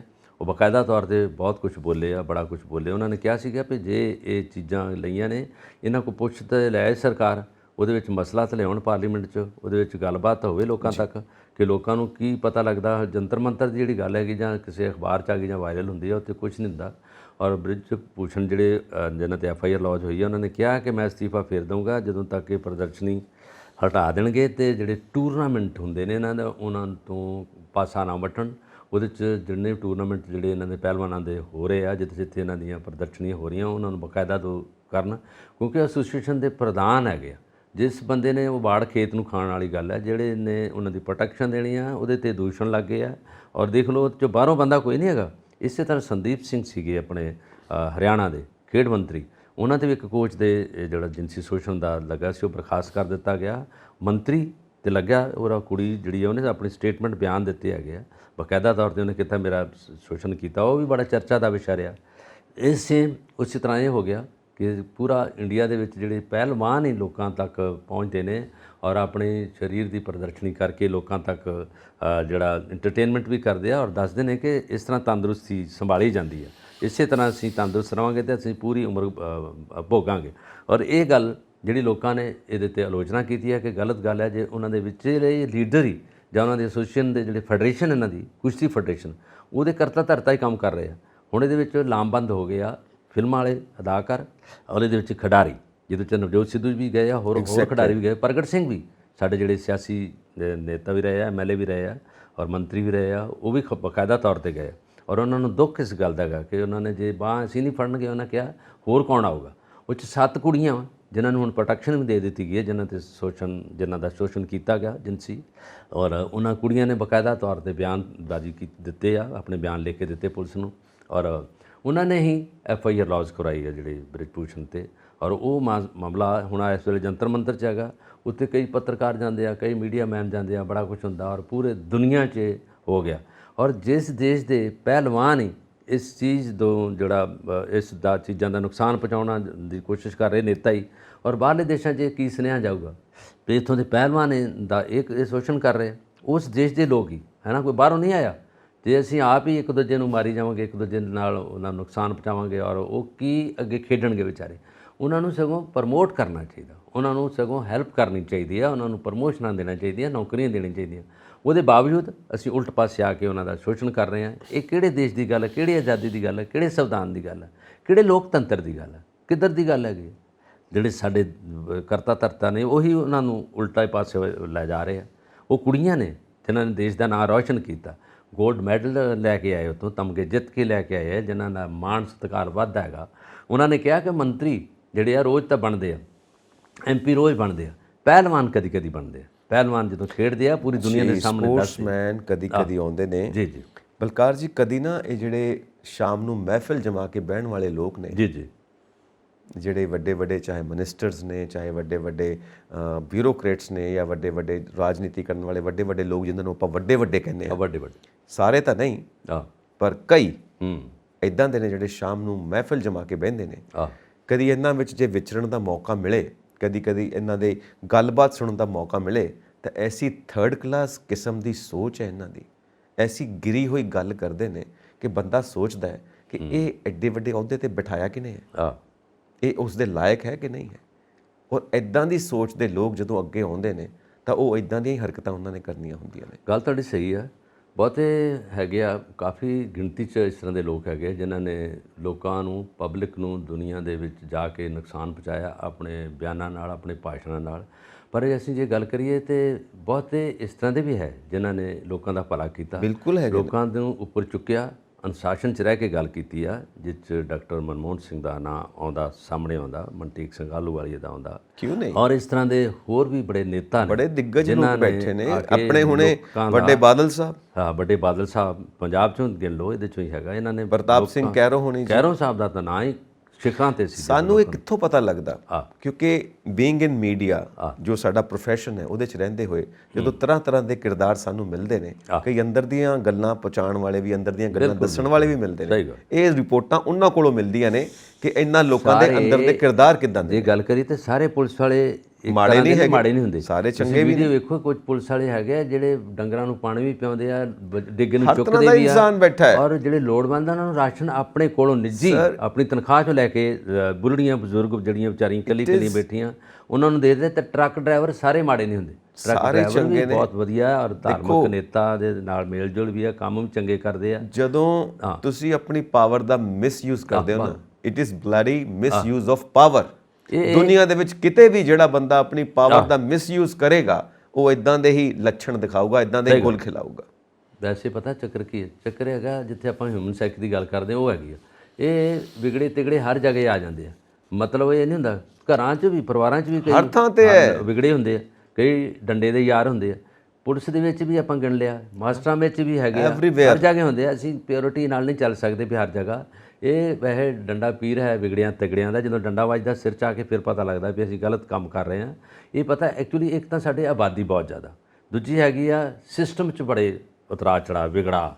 ਦੂਜਾ ਹੈਗਾ ਅਧਿਕਾਰੀ ਜਿਹੜੇ ਅਸੀਂ ਗੱਲ ਕਰਦੇ ਹਾਂ, ਉਹ ਅਧਿਕਾਰੀ ਵੀ ਜਿਹੜੇ ਆ ਮਿਲੇ ਹੁੰਦੇ ਇੱਕ ਦੂਜੇ ਨਾਲ, ਮਿਲਦੇ ਉਹਨਾਂ ਨਾਲ ਜਿਹੜੇ ਮਾੜੇ ਲੋਕ ਹੁੰਦੇ ਆ। ਇਹ ਅਸੀਂ ਕਹੀਏ ਕਿ ਅਧਿਕਾਰੀ ਮਾੜੇ ਤੋਂ ਫਲਾਣੇ, ਪਬਲਿਕ ਦੇ ਲੋਕ ਵੀ ਮਾੜੇ ਆ ਜਿਹੜੇ ਉਹਨਾਂ ਨੂੰ ਆਪਣੇ ਵੱਲ ਖਿੱਚਦੇ ਆ, ਸਪੋਰਟ ਕਰਦੇ ਨੇ ਪੈਸੇ ਨਾਲ, ਇੱਕ ਦੂਜੇ ਦੀ ਦੂਸ਼ਣਬਾਜ਼ੀ ਨਾਲ, ਭੇਦ ਦੇ ਕੇ। ਇਹਦੇ ਵਿੱਚ ਦੋ ਚੀਜ਼ਾਂ ਹੈਗੀਆਂ, ਅਧਿਕਾਰੀ ਤੇ ਨੇਤਾ ਤੇ ਪਬਲਿਕ। ਪਬਲਿਕ ਕਿੱਧਰੋਂ ਤੁਸੀਂ ਕਹਿ ਦੋ ਕਿ ਦੁੱਧ ਨਾਤੀ, ਪਬਲਿਕ 'ਚ ਵੀ ਬਹੁਤ ਗੜਬੜ ਹੈ, ਸਭ ਕੁਝ ਹੈ। ਪਬਲਿਕ ਦੇ ਨਾਲ ਹੀ ਵਿਗੜਾ ਪੈਂਦਾ। ਉਹਨਾਂ ਨੇ ਜਥੇ ਗਰੁੱਪ ਬਣਾਏ ਆ ਜਿਹੜੇ ਗਲਤ ਗਰੁੱਪ ਹੈਗੇ ਆ, ਇਨਫੋਰਮੇਸ਼ਨ ਦੇ ਨਾਲੇ ਉਹਨਾਂ ਨੂੰ ਜਿਹੜੀ ਟੌਟੀ ਕਰਦੇ ਆ, ਪੁਲਿਸ ਵਾਲਿਆਂ ਨੂੰ ਦੂਜੇ ਪਾਸੇ ਲੈ ਆਉਂਦੇ ਆ, ਪਿੰਡਾਂ ਦੇ ਵਿੱਚ ਮਰਵਾਉਂਦੇ ਕੁੱਟਦੇ, ਕਈ ਕੁਝ ਕਰਦੇ ਆ। ਇਹ ਜੇ ਸਾਰੇ ਲੋਕ ਇਕੱਠੇ ਵਧੀਆ ਤਰੀਕੇ ਨਾਲ ਸੋਚਣ ਤੇ ਕੋਈ ਅਪਰਾਧ ਨਹੀਂ ਹੋ ਸਕਦਾ। ਪਾਵਰ ਜਿਹੜੀ ਹੈ ਨਾ ਉਹ ਕਰਪਟ ਕਰ ਦਿੰਦੀ ਹੈ। ਬਿਲਕੁਲ। ਜਦੋਂ ਪਾਵਰ ਤੁਹਾਡੇ ਸਿਰ ਚੜ ਜਾਂਦੀ ਹੈ ਨਾ, ਉਦੋਂ ਤੁਸੀਂ ਗਲਤੀ ਕਰਦੇ ਹੋ। ਜਦੋਂ ਪਾਵਰ ਨੂੰ ਤੁਸੀਂ ਸਿਰ ਤੇ ਨਹੀਂ ਚੜਨ ਦਿੰਦੇ ਆਪਣੇ ਕੰਮ ਕਰਨ ਵਾਸਤੇ ਕਿ ਇਹ ਮੇਰਾ ਫਰਜ਼ ਹੈ, ਪਾਵਰ ਦਾ ਇਸਤੇਮਾਲ ਆਪਣਾ ਫਰਜ਼ ਪੂਰਾ ਕਰਨ ਵਾਸਤੇ ਕਰਦੇ ਹੋ, ਉਦੋਂ ਤੁਸੀਂ ਪਾਵਰ ਨੂੰ ਸਹੀ ਇਸਤੇਮਾਲ ਕਰਦੇ ਹੋ। ਉਦੋਂ ਤੱਕ ਤੁਹਾਨੂੰ ਪਾਵਰ ਕਰਪਟ ਨਹੀਂ ਕਰਦੀ। ਉਹੀ ਹੈ ਨਾ, ਜਦੋਂ ਆ ਕੋਟੇਸ਼ਨ ਵੀ ਆ ਨਾ ਪਾਵਰ ਐਬਸੋਲੂਟ ਪਾਵਰ ਕਰਪਟ ਕਰਦੀ ਹੈ, ਐਬਸੋਲੂਟਲੀ ਕਰਦੀ ਹੈ, ਉਹ ਸਿਖਰਾਂ ਤੇ ਲੈ ਜਾਂਦੀ ਹੈ। ਇਹ ਗੱਲ ਹੈਗੀ ਆ। ਅੰਗਰੇਜ਼ਾਂ ਦੇ ਕੋਟੇਸ਼ਨ ਤੇ ਆਪਣੀਆਂ ਜਿਹੜੀਆਂ ਕੋਟੇਸ਼ਨ ਆ, ਵੀ ਰਿਸ਼ਵਤ ਵੀ ਜਿਹੜੀ ਆ ਨਾ, ਇਹ ਤੁਹਾਡੇ ਅੰਦਰ ਜਦੋਂ ਖੂਨ 'ਚ ਸਮਲਤ ਹੋ ਗਈ, ਮਿਲ ਗਈ, ਤਾਂ ਤੁਸੀਂ ਸ਼ਖਸੀਅਤ ਖਰਾਬ ਹੋ ਜੂਗੀ। ਤੁਸੀਂ ਸਾਰਿਆਂ ਨਾਲ ਮਿਲ ਕੇ ਨਹੀਂ ਰਹੋਗੇ ਤੇ ਤੁਸੀਂ ਦੂਰੀ ਬਣਾ ਕੇ ਰੱਖੋਗੇ, ਤੁਹਾਡੀ ਸੋਚ ਜਿਹੜੀ ਗੰਦਲੀ ਹੋ ਗਈ ਨਾ। ਬਾਟਮ ਲਾਈਨ ਉਹੀ ਜਿਹੜੀ ਆਪਾਂ ਅਕਸਰ ਕਹਿੰਦੇ ਆ, ਅੱਤ ਤੇ ਖੁਦਾ ਦਾ ਵੈਰ ਹੁੰਦਾ ਹੈ। ਤੇ ਅੱਤ ਹੁੰਦੀ ਮਾੜੀ, ਯੈਸ, ਅੱਤ ਖੁਦਾ ਦਾ ਵੈਰ ਹੈ। ਅੱਤ ਚੁੱਕਦੇ ਹੋ ਉੱਥੇ ਫਿਰ ਖੁਦਾ ਹੁੰਦਾ ਹੈ ਡੰਡਾ ਚੁੱਕ ਕੇ। ਐਕਸਟ੍ਰੀਮ ਤੇ ਪਹੁੰਚਣ ਨਾਲ, ਜਦੋਂ ਐਕਸਟ੍ਰੀਮ ਤੇ ਬੰਦਾ ਚੱਲ ਜਾਂਦਾ ਸਿਖਰਾਂ ਤੇ, ਫਿਰ ਥੱਲੇ ਡਿੱਗਦਾ, ਧਰਤੀ ਤੇ ਆਉਂਦਾ। ਉਹੀ ਹੈ ਖੁਦਾ, ਕੁਦਰਤ ਕਹਿ ਲੋ, ਉਹ ਇਨਸਾਫ ਕਰਦੀ ਹੈ। ਹੁਣ ਆਪਾਂ ਅੱਗੇ ਵਧੀਏ ਜੀ। ਅੱਗੇ ਇਹ ਹੈ ਜੀ ਕਿ ਮੋਦੀ ਸਾਹਿਬ ਕਹਿ ਰਹੇ ਨੇ ਕਿ ਦੇਸ਼ ਹੁਣ ਕਾਂਗਰਸ ਦੇ ਸ਼ਾਹੀ ਪਰਿਵਾਰ ਤੇ ਭਰੋਸਾ ਨਹੀਂ ਕਰਦਾ। ਹਾਂ, ਵੈਸੇ ਇਹਨਾਂ ਦੀ ਸਿੱਧੀ ਉਂਗਲ ਤੇ ਜਿਹੜੀ ਹੈਗੀ ਆ ਗਾਂਧੀ ਪਰਿਵਾਰ ਤੇ ਆ। ਔਰ ਉਹ ਗਾਂਧੀ ਪਰਿਵਾਰ ਨੇ ਵੈਸੇ ਆਜ਼ਾਦੀ ਤੋਂ ਤੁਰੰਤ ਬਾਅਦ ਵਾਗਡੋਰ ਸੰਭਾਲੀ ਸੀ ਦੇਸ਼ ਦੀ। ਔਰ ਦੇਸ਼ ਜਿੱਧਰ ਵੀ ਲੈ ਕੇ ਗਏ ਸਾਡੇ ਲੀਡਰ ਤਾਂ ਜਾਂ ਸਾਡੇ ਜਿਹੜੇ ਲੋਕ ਸਮਝਦਾਰ ਨੇ, ਉਹਨਾਂ ਨੂੰ ਪਤਾ ਹੈਗਾ ਕਿ ਜਦੋਂ ਇਹਨਾਂ ਦੇ ਕੋਲ ਸਿਆਸਤ ਆ ਗਈ ਔਰ ਗਾਂਧੀ ਪਰਿਵਾਰ ਨੇ ਜੋ ਕੁਝ ਕੀਤਾ ਹੈਗਾ, ਔਰ ਉਹਦੇ ਵਿੱਚ ਕਿਸ ਤਰ੍ਹਾਂ ਦਾ ਸਰਵਪੱਖੀ ਵਿਕਾਸ ਹੋਇਆ, ਔਰ ਕਿਸ ਤਰ੍ਹਾਂ ਦੀਆਂ ਜਿਹੜੀਆਂ ਉਹਨਾਂ ਵਿਕਾਸ ਦੀਆਂ ਸਿਖਰਾਂ ਨੂੰ ਛੂਹਿਆ। ਔਰ ਉਸ ਤੋਂ ਬਾਅਦ ਜਿਹੜੀ ਇਹ ਪ੍ਰਧਾਨ ਮੰਤਰੀ ਦੀ ਗੱਲ ਕਰ ਰਹੇ ਨੇ, ਇਹਨਾਂ ਦੀ ਭਾਜਪਾ ਐਨਡੀਏ ਤੇ ਬਹੁਤ ਲੇਟ ਆਈ ਆ ਸਾਡੇ ਦੇਸ਼ ਵਿੱਚ। ਉਸ ਤੋਂ ਪਹਿਲਾਂ ਨੈਸ਼ਨਲ ਪਾਰਟੀ ਕਾਂਗਰਸੀ ਰਹੀ ਹੈ, ਕਮਿਊਨਿਸਟ ਪਾਰਟੀਆਂ ਰਹੀਆਂ ਹੈਗੀਆਂ, ਔਰ ਬਾਕੀ ਕੁਝ ਪਾਰਟੀਆਂ ਹੋਰ ਜਿਹੜੀਆਂ ਸੀਗੀਆਂ ਇਹਨਾਂ ਨਾਲ ਰਹੀਆਂ। ਪਰ ਸਭ ਤੋਂ ਪਾਵਰਫੁਲ ਜਿਹੜੀ ਹੈ ਇਹ ਸਰਕਾਰ ਬਣਾਉਂਦੀ ਰਹੀ ਹੈ, ਕਾਂਗਰਸੀ ਰਹੀ ਹੈ, ਜਿਸ 'ਚ ਪੰਡਿਤ ਜਵਾਹਰ ਲਾਲ ਨਹਿਰੂ ਜੀ ਪਹਿਲੇ ਪ੍ਰਧਾਨ ਮੰਤਰੀ ਰਹੇ, ਸਰਦਾਰ ਪਟੇਲ ਉਹਨਾਂ ਨਾਲ ਰਹੇ ਆ, ਔਰ ਉਹਦੇ ਨਾਲ ਕਾਫੀ ਹੋਰ ਲੀਡਰ ਵੀ ਜਿਨ੍ਹਾਂ ਨੇ ਦੇਸ਼ ਦੇ ਵਿੱਚ ਕੰਮ ਕੀਤਾ। ਪੰਚਸ਼ੀਲ ਯੋਜਨਾਵਾਂ ਬਣਾਈਆਂ, ਜਿਹੜੇ 5 ਇਅਰਸ ਪਲਾਨ ਹੁੰਦੀਆਂ ਸੀਗੀਆਂ, ਔਰ ਉਹਦੇ ਤੋਂ ਬਾਅਦ ਇਹ ਗੱਲ ਚੱਲਦੀ ਰਹੀ। ਪਰ ਇਹਨਾਂ ਦੇ ਇਹ ਦੂਸ਼ਣ ਲੱਗਦੇ ਰਹੇ ਵੀ ਇਹ ਥੋੜ੍ਹਾ ਜਿਹਾ ਖਾਨਦਾਨ ਵੱਲ ਜ਼ਿਆਦਾ ਵੱਧਦੇ ਰਹੇ ਆ, ਪਰਿਵਾਰਵਾਦ ਵੱਲ ਜ਼ਿਆਦਾ ਵੱਧਦੇ ਰਹੇ ਆ। ਔਰ ਉਹਦੇ ਵਿੱਚ ਪੰਜਾਬ ਦੇ ਵਿੱਚ ਕੁਛ ਇੱਕ ਦੋ ਜਿਹੜੇ ਧਾਰਮਿਕ ਸਥਾਨਾਂ 'ਤੇ ਹਮਲੇ, ਉਹਦੇ ਲਈ ਵੀ ਲੋਕਾਂ ਨੇ ਇਹਨਾਂ ਤੋਂ ਦੂਰੀ ਬਣਾਈ, ਕੁਛ ਨਾ ਕੁਛ ਉਣਤਾਈਆਂ ਦਰੀਆਂ। ਪਰ ਜਿਹੜੀ ਇਹਨਾਂ ਦੀ ਆਲੋਚਨਾ ਹੋਈ ਹੈ, ਇਹ ਸਿਰਫ ਇਸ ਕਰਕੇ ਹੈ ਕਿ 2024 ਦੀਆਂ ਇਲੈਕਸ਼ਨ ਵੀ ਆ ਰਹੀਆਂ ਔਰ ਪੰਜਾਬ ਦੀਆਂ ਜ਼ਿਮਨੀ ਚੋਣਾਂ ਵੀ ਆ ਰਹੀਆਂ। ਹੁਣ ਇਸ ਕਰਕੇ ਹੈਗਾ ਕਿ ਹੁਣ ਬੂਹੇ ਬੈਠੀ ਜੰਝ ਤੇ ਵਿੰਨੋ ਕੁੜੀ ਦੇ ਕੰਨ। ਹੁਣ ਇਸ ਕਰਕੇ ਇਹ ਕਰ ਰਹੇ ਗੱਲ ਕਿ ਇਸ ਤਰ੍ਹਾਂ ਕਿ ਲੋਕ ਇਸ ਪਾਰਟੀ ਤੋਂ ਥੋੜ੍ਹੀ ਦੂਰੀ ਬਣਾ ਲੈਣ। ਭਾਵੇਂ ਭਾਰਤ ਜੋੜੋ ਯਾਤਰਾ ਵਿੱਚ ਉਹਨਾਂ ਨੇ ਬਹੁਤ ਤਰੱਦਦ ਕੀਤਾ, ਲੋਕਾਂ ਤੱਕ ਪਹੁੰਚੇ, ਸਾਰਾ ਕੁਝ ਹੋਇਆ, ਤੀਜੀ ਉਹਨਾਂ ਨੇ ਘਰੋਂ ਬਘਰ ਕਰ ਦਿੱਤਾ। ਪਦਵੀ ਤੋਂ ਵੀ ਲਾਤਾ, ਬੜਾ ਕੁਝ ਕੀਤਾ। ਹੁਣ ਤੀਜੀ ਆਹ ਗੱਲ ਰਹਿ ਗਈ ਲਾਸਟ ਤੇ ਉਹਨਾਂ ਨੇ ਕਹਿਤਾ ਵੀ ਇਹ ਤਾਂ ਇਹਨਾਂ ਦਾ ਵੰਸ਼ਵਾਦ ਜਿਹੜਾ ਹੈਗਾ, ਖਾਨਦਾਨ ਹੈਗਾ, ਲੋਕ ਇਹਨੂੰ ਨਹੀਂ ਚੰਗਾ ਸਮਝਦੇ, ਲੋਕ ਇਹਨਾਂ ਤੇ ਦੋਸ਼ ਮੜਦੇ ਆ। ਜਿਹੜੀਆਂ ਗੱਲਾਂ ਉਹਨਾਂ ਦੇ ਆਈਆਂ ਕਰ ਦਿੱਤੀਆਂ, ਹੁਣ ਡਿਸਾਈਡ ਕਰਨਾ ਲੋਕਾਂ ਨੇ, ਪਬਲਿਕ ਨੇ। ਅਕਾਲੀ ਦਲ ਦੇ ਵਿੱਚ ਵੀ ਪਰਿਵਾਰਵਾਦ ਹੈ। ਜੀ ਜੀ। ਦੁਨੀਆ ਦੀਆਂ ਕਿੰਨੀਆਂ ਪੋਲੀਟੀਕਲ ਪਾਰਟੀਆਂ ਨੇ, ਭਾਰਤ ਦੀਆਂ ਕਿੰਨੀਆਂ ਪੋਲੀਟੀਕਲ ਪਾਰਟੀਆਂ ਨੇ ਜਿਹਦੇ ਵਿੱਚ ਪਰਿਵਾਰਵਾਦ ਹੈ। ਕਿ ਬੀਜੇਪੀ ਦੇ ਵਿੱਚ ਪਰਿਵਾਰਵਾਦ ਨਹੀਂ? ਬਿਲਕੁਲ ਸਹੀ ਗੱਲ। ਉੱਥੇ ਵੀ ਅਨਡਿਊ ਐਡਵਾਂਟੇਜ ਲੈਂਦੇ ਨੇ ਲੀਡਰਸ ਦੇ ਬੱਚਿਆਂ ਨੂੰ, ਪਤਾ ਨਹੀਂ ਕੀ ਅਹੁਦੇ ਦੇ ਦਿੱਤੇ ਜਾਂਦੇ ਨੇ ਜੋ ਡਿਜ਼ਰਵ ਨਹੀਂ ਕਰਦੇ, ਜਿਸ ਦੇ ਉਹ ਲਾਇਕ ਨਹੀਂ ਹੈਗੇ, ਪਰ ਫਿਰ ਵੀ ਉਹਨਾਂ ਨੂੰ ਦਿੱਤੇ ਜਾਂਦੇ ਨੇ।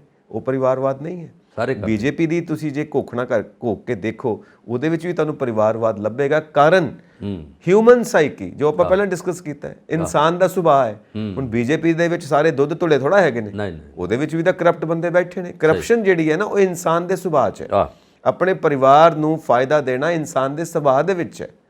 ਤਾਂ ਇਸ ਕਰਕੇ ਇਹ ਜਿਹੜੀਆਂ ਗੱਲਾਂ ਕਰਨੀਆਂ ਕਿ ਬਾਕੀ ਇਦਾਂ ਨੇ, ਬਾਕੀ ਇਦਾਂ ਨੇ, ਨੋ ਡਾਊਟ ਉਹ ਵੀ ਗੱਲਾਂ ਠੀਕ ਨੇ ਕਿ ਥਾਂ ਦੇ ਉੱਤੇ ਪਰਿਵਾਰਵਾਦ ਹੈ ਔਰ ਉਹਦਾ ਦੇਸ਼ ਨੂੰ ਨੁਕਸਾਨ ਹੁੰਦਾ ਹੈ।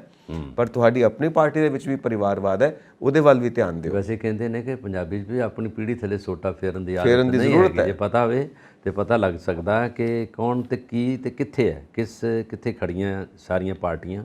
ਔਰ ਉਹਦੇ ਵਿੱਚ ਇਹਨਾਂ ਨੇ ਜਿਹੜੀ ਹੁਣ ਗੱਲ ਆਈ ਆ, ਦੂਸ਼ਣ ਲਾਇਆ, ਸਾਰਾ ਕੁਝ ਕੀਤਾ ਹੈਗਾ, ਇਹ ਤਾਂ ਮੱਦੇ ਨਜ਼ਰ ਰੱਖਦਾ ਵਾ ਆਉਣ ਵਾਲੀ ਇਲੈਕਸ਼ਨ ਦਾ ਮਾਮਲਾ ਇਹਦੇ ਵਿੱਚ ਸਾਰਾ ਫਸਿਆ ਪਿਆ ਵਾ। ਉਹਦੇ ਵਿੱਚ ਚਾਹੁੰਦੇ ਨੇ ਕਿ ਅਸੀਂ ਬੀਜੇਪੀ ਵਾਲੇ ਫਿਰ ਅਸੀਂ ਉਸੇ ਤਖਤ 'ਤੇ ਬਿਰਾਜਮਾਨ ਰਹੀਏ, ਸਾਰਾ ਕੁਝ ਰਹੀਏ।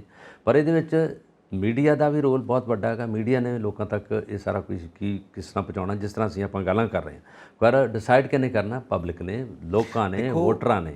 ਕੇਜਰੀਵਾਲ ਕਈ ਵਾਰ ਕਹਿੰਦੇ ਨੇ ਕਿ ਜੇ ਇਹ ਸਾਰੀਆਂ ਏਜੰਸੀਆਂ ਮੈਨੂੰ ਦੇ ਦਿਓ, CBI, IT, ED, ਤੇ ਮੈਂ ਰੇਡ ਕਰਵਾਵਾਂ ਬੀਜੇਪੀ ਦੇ ਲੀਡਰਸ ਦੇ ਉੱਤੇ, ਤੇ ਇਹਨਾਂ ਵਿੱਚੋਂ ਵੀ ਕਈ ਲੋਕ ਜੇਲ੍ਹ ਜਾਣਗੇ। ਇਹ ਉਹ ਸਰੇਆਮ ਕਹਿੰਦੇ। ਹੁਣ ਇਹ ਵੀ ਤਾਂ ਵਿਪਕਸ਼ ਕਹਿੰਦਾ ਪਿਆ ਨਾ। ਅਸਲ 'ਚ ਏਜੰਸੀਆਂ ਜਿਹੜੀਆਂ ਇਹ ਤਾਂ ਵਿਚਾਰੇ ਤਨਖਾਹ ਲੈਂਦੇ ਆ ਗਵਰਨਮੈਂਟ ਕੋ, ਮੌਜੂਦਾ ਸਰਕਾਰ ਕੋ। ਉਹਨਾਂ ਨੇ ਉਹਨਾਂ ਦੀ ਗੱਲ ਮੰਨਣੀ ਹੈ। ਜੁਡੀਸ਼ਰੀ ਵੀ ਉਹਨਾਂ ਦੀ ਗੱਲ ਮੰਨਦੀ ਹੈ। ਤੁਹਾਡੀ ਗੱਲ ਸਹੀ ਹੈ। ED ਸਾਹਿਬ ਵੀ ਉਹਨਾਂ ਦੇ ਗੱਲ ਨੇ। CBI ਕਿੰਨੀ ਵਾਰੀ ਰਾਹੁਲ ਗਾਂਧੀ ਨੂੰ ਬੁਲਾਇਆ, ਕਿੰਨੀ ਵਾਰੀ ਉਹਦੇ ਮਦਰ ਨੂੰ, ਸੋਨੀਆ ਗਾਂਧੀ ਨੂੰ ਬੁਲਾਇਆ, ਕਿੰਨੀ ਵਾਰੀ ਉਹਦੀ ਭੈਣ ਨੂੰ ਬੁਲਾਇਆ। ਬਾਕਾਇਦਾ ਤੌਰ 'ਤੇ ਇਹੀ 3-4 ਜਣੇ ਰਹਿ ਗਏ ਜਿਨ੍ਹਾਂ ਦੇ ਆਲੇ ਦੁਆਲੇ ਸਾਰੇ ਦੋਸ਼ ਘੁੰਮਦੇ ਆ। ਬਾਕੀ ਲੋਕ ਕਿੱਥੇ ਗਏ? ਬਾਕੀ ਲੀਡਰ ਕਿੱਥੇ ਗਏ ਆ? ਹਿੰਦੁਸਤਾਨ ਦੀ ਲੀਡਰਸ਼ਿਪ ਦੇ ਵਿੱਚ ਸਾਰਿਆਂ ਚੂਣ ਤਾਈਆਂ। ਬਲਕਾਰ ਜੀ, ਪਬਲਿਕ ਸਮਝਦੀ ਹੈ ਕਿ ਇਹ ਸਾਡਾ ਸਿਸਟਮ ਸਵੱਛ ਨਹੀਂ ਹੈਗਾ, ਇਹ ਸਾਡਾ ਸਿਸਟਮ ਪਾਰਦਰਸ਼ੀ ਨਹੀਂ ਹੈਗਾ। ਸਹੀ ਗੱਲ। ਇਹ ਝੂਠ ਬੋਲਦੇ ਨੇ ਲੋਕ, ਇਹ ਉਹਦੇ ਉੱਤੇ ਝੂਠ ਬੋਲਦਾ, ਉਹ ਉਹਦੇ ਉੱਤੇ ਝੂਠ ਬੋਲਦਾ ਹੈ। ਪਬਲਿਕ ਇਹ ਗੱਲ ਸਮਝਦੀ ਹੈ, ਬਖੂਬੀ ਜਾਣਦੀ ਹੈ। ਇਸ ਕਰਕੇ ਪਬਲਿਕ ਵੀ ਇਹਨਾਂ ਦਾ ਤਮਾਸ਼ਾ ਦੇਖਦੀ ਰਹਿੰਦੀ ਕਿ ਦੇਖੋ ਕੌਣ ਕੀ ਕਹਿੰਦਾ, ਕੌਣ ਕਿਹੜੀ ਸਟੇਟਮੈਂਟ ਦਿੰਦਾ।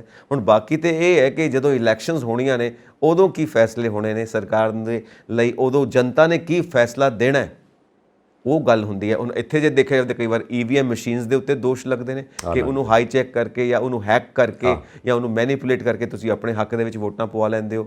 ਇਹ ਵੀ ਕਈ ਵਾਰ ਪਬਲਿਕ ਦੇ ਵਿੱਚ ਗੱਲਾਂ ਹੁੰਦੀਆਂ ਨੇ ਔਰ ਇਹ ਵੀ ਪਾਰਟੀਆਂ ਇੱਕ ਦੂਜੇ ਦੇ ਉੱਤੇ ਦੂਸ਼ਣ ਲਗਾਉਂਦੀਆਂ ਨੇ। ਹੁਣ ਬੰਦਾ ਕਿਤੇ ਵਿਸ਼ਵਾਸ ਕਰੇ?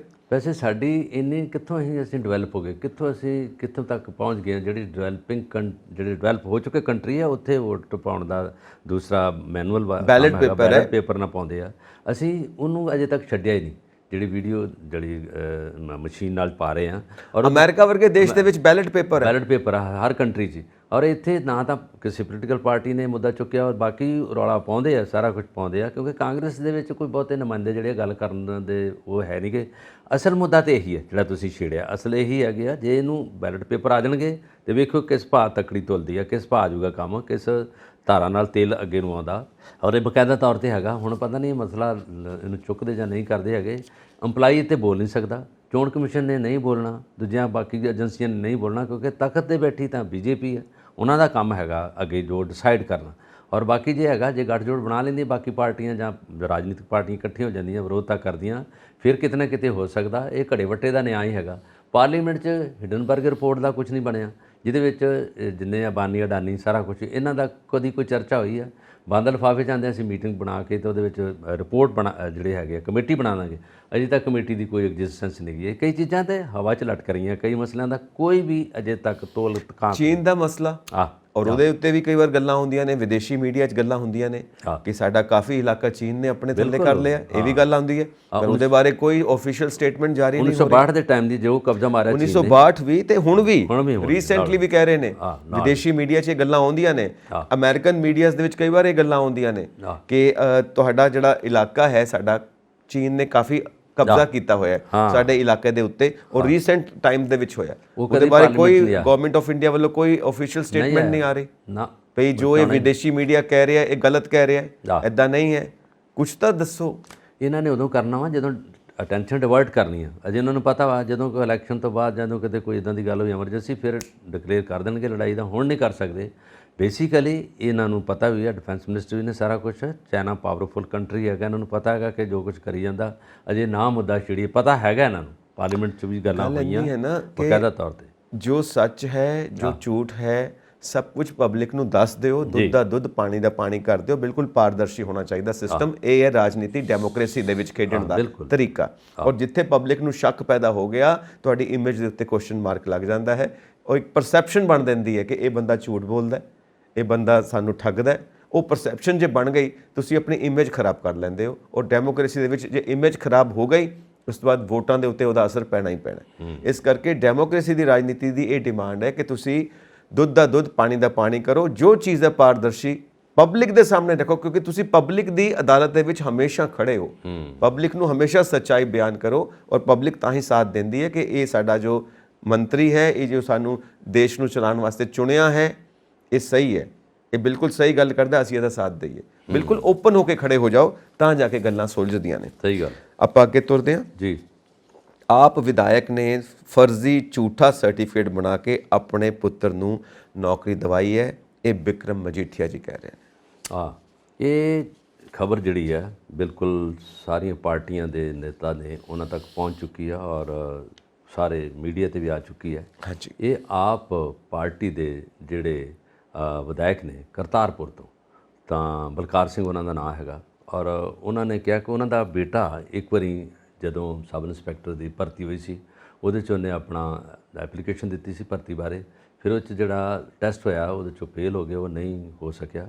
ਔਰ ਉਸ ਤੋਂ ਬਾਅਦ ਇਹਨਾਂ ਨੇ ਕਿਹਾ ਕਿ ਇਹ ਪੁਲਿਸ ਆਫੀਸਰ ਰਹੇ ਆ ਬਲਕਾਰ ਸਿੰਘ, ਇਹਨਾਂ ਨੇ ਉਦੋਂ ਬਾਅਦ ਜਿਹੜਾ ਅਪੰਗ ਜਿਹੜਾ ਹੈਂਡੀਕੈਪ ਦਾ ਇਹਨਾਂ ਸਰਟੀਫਿਕੇਟ ਬਣਾਇਆ, 50% ਹੈਂਡੀਕੈਪ ਦਾ ਬਣਾਤਾ।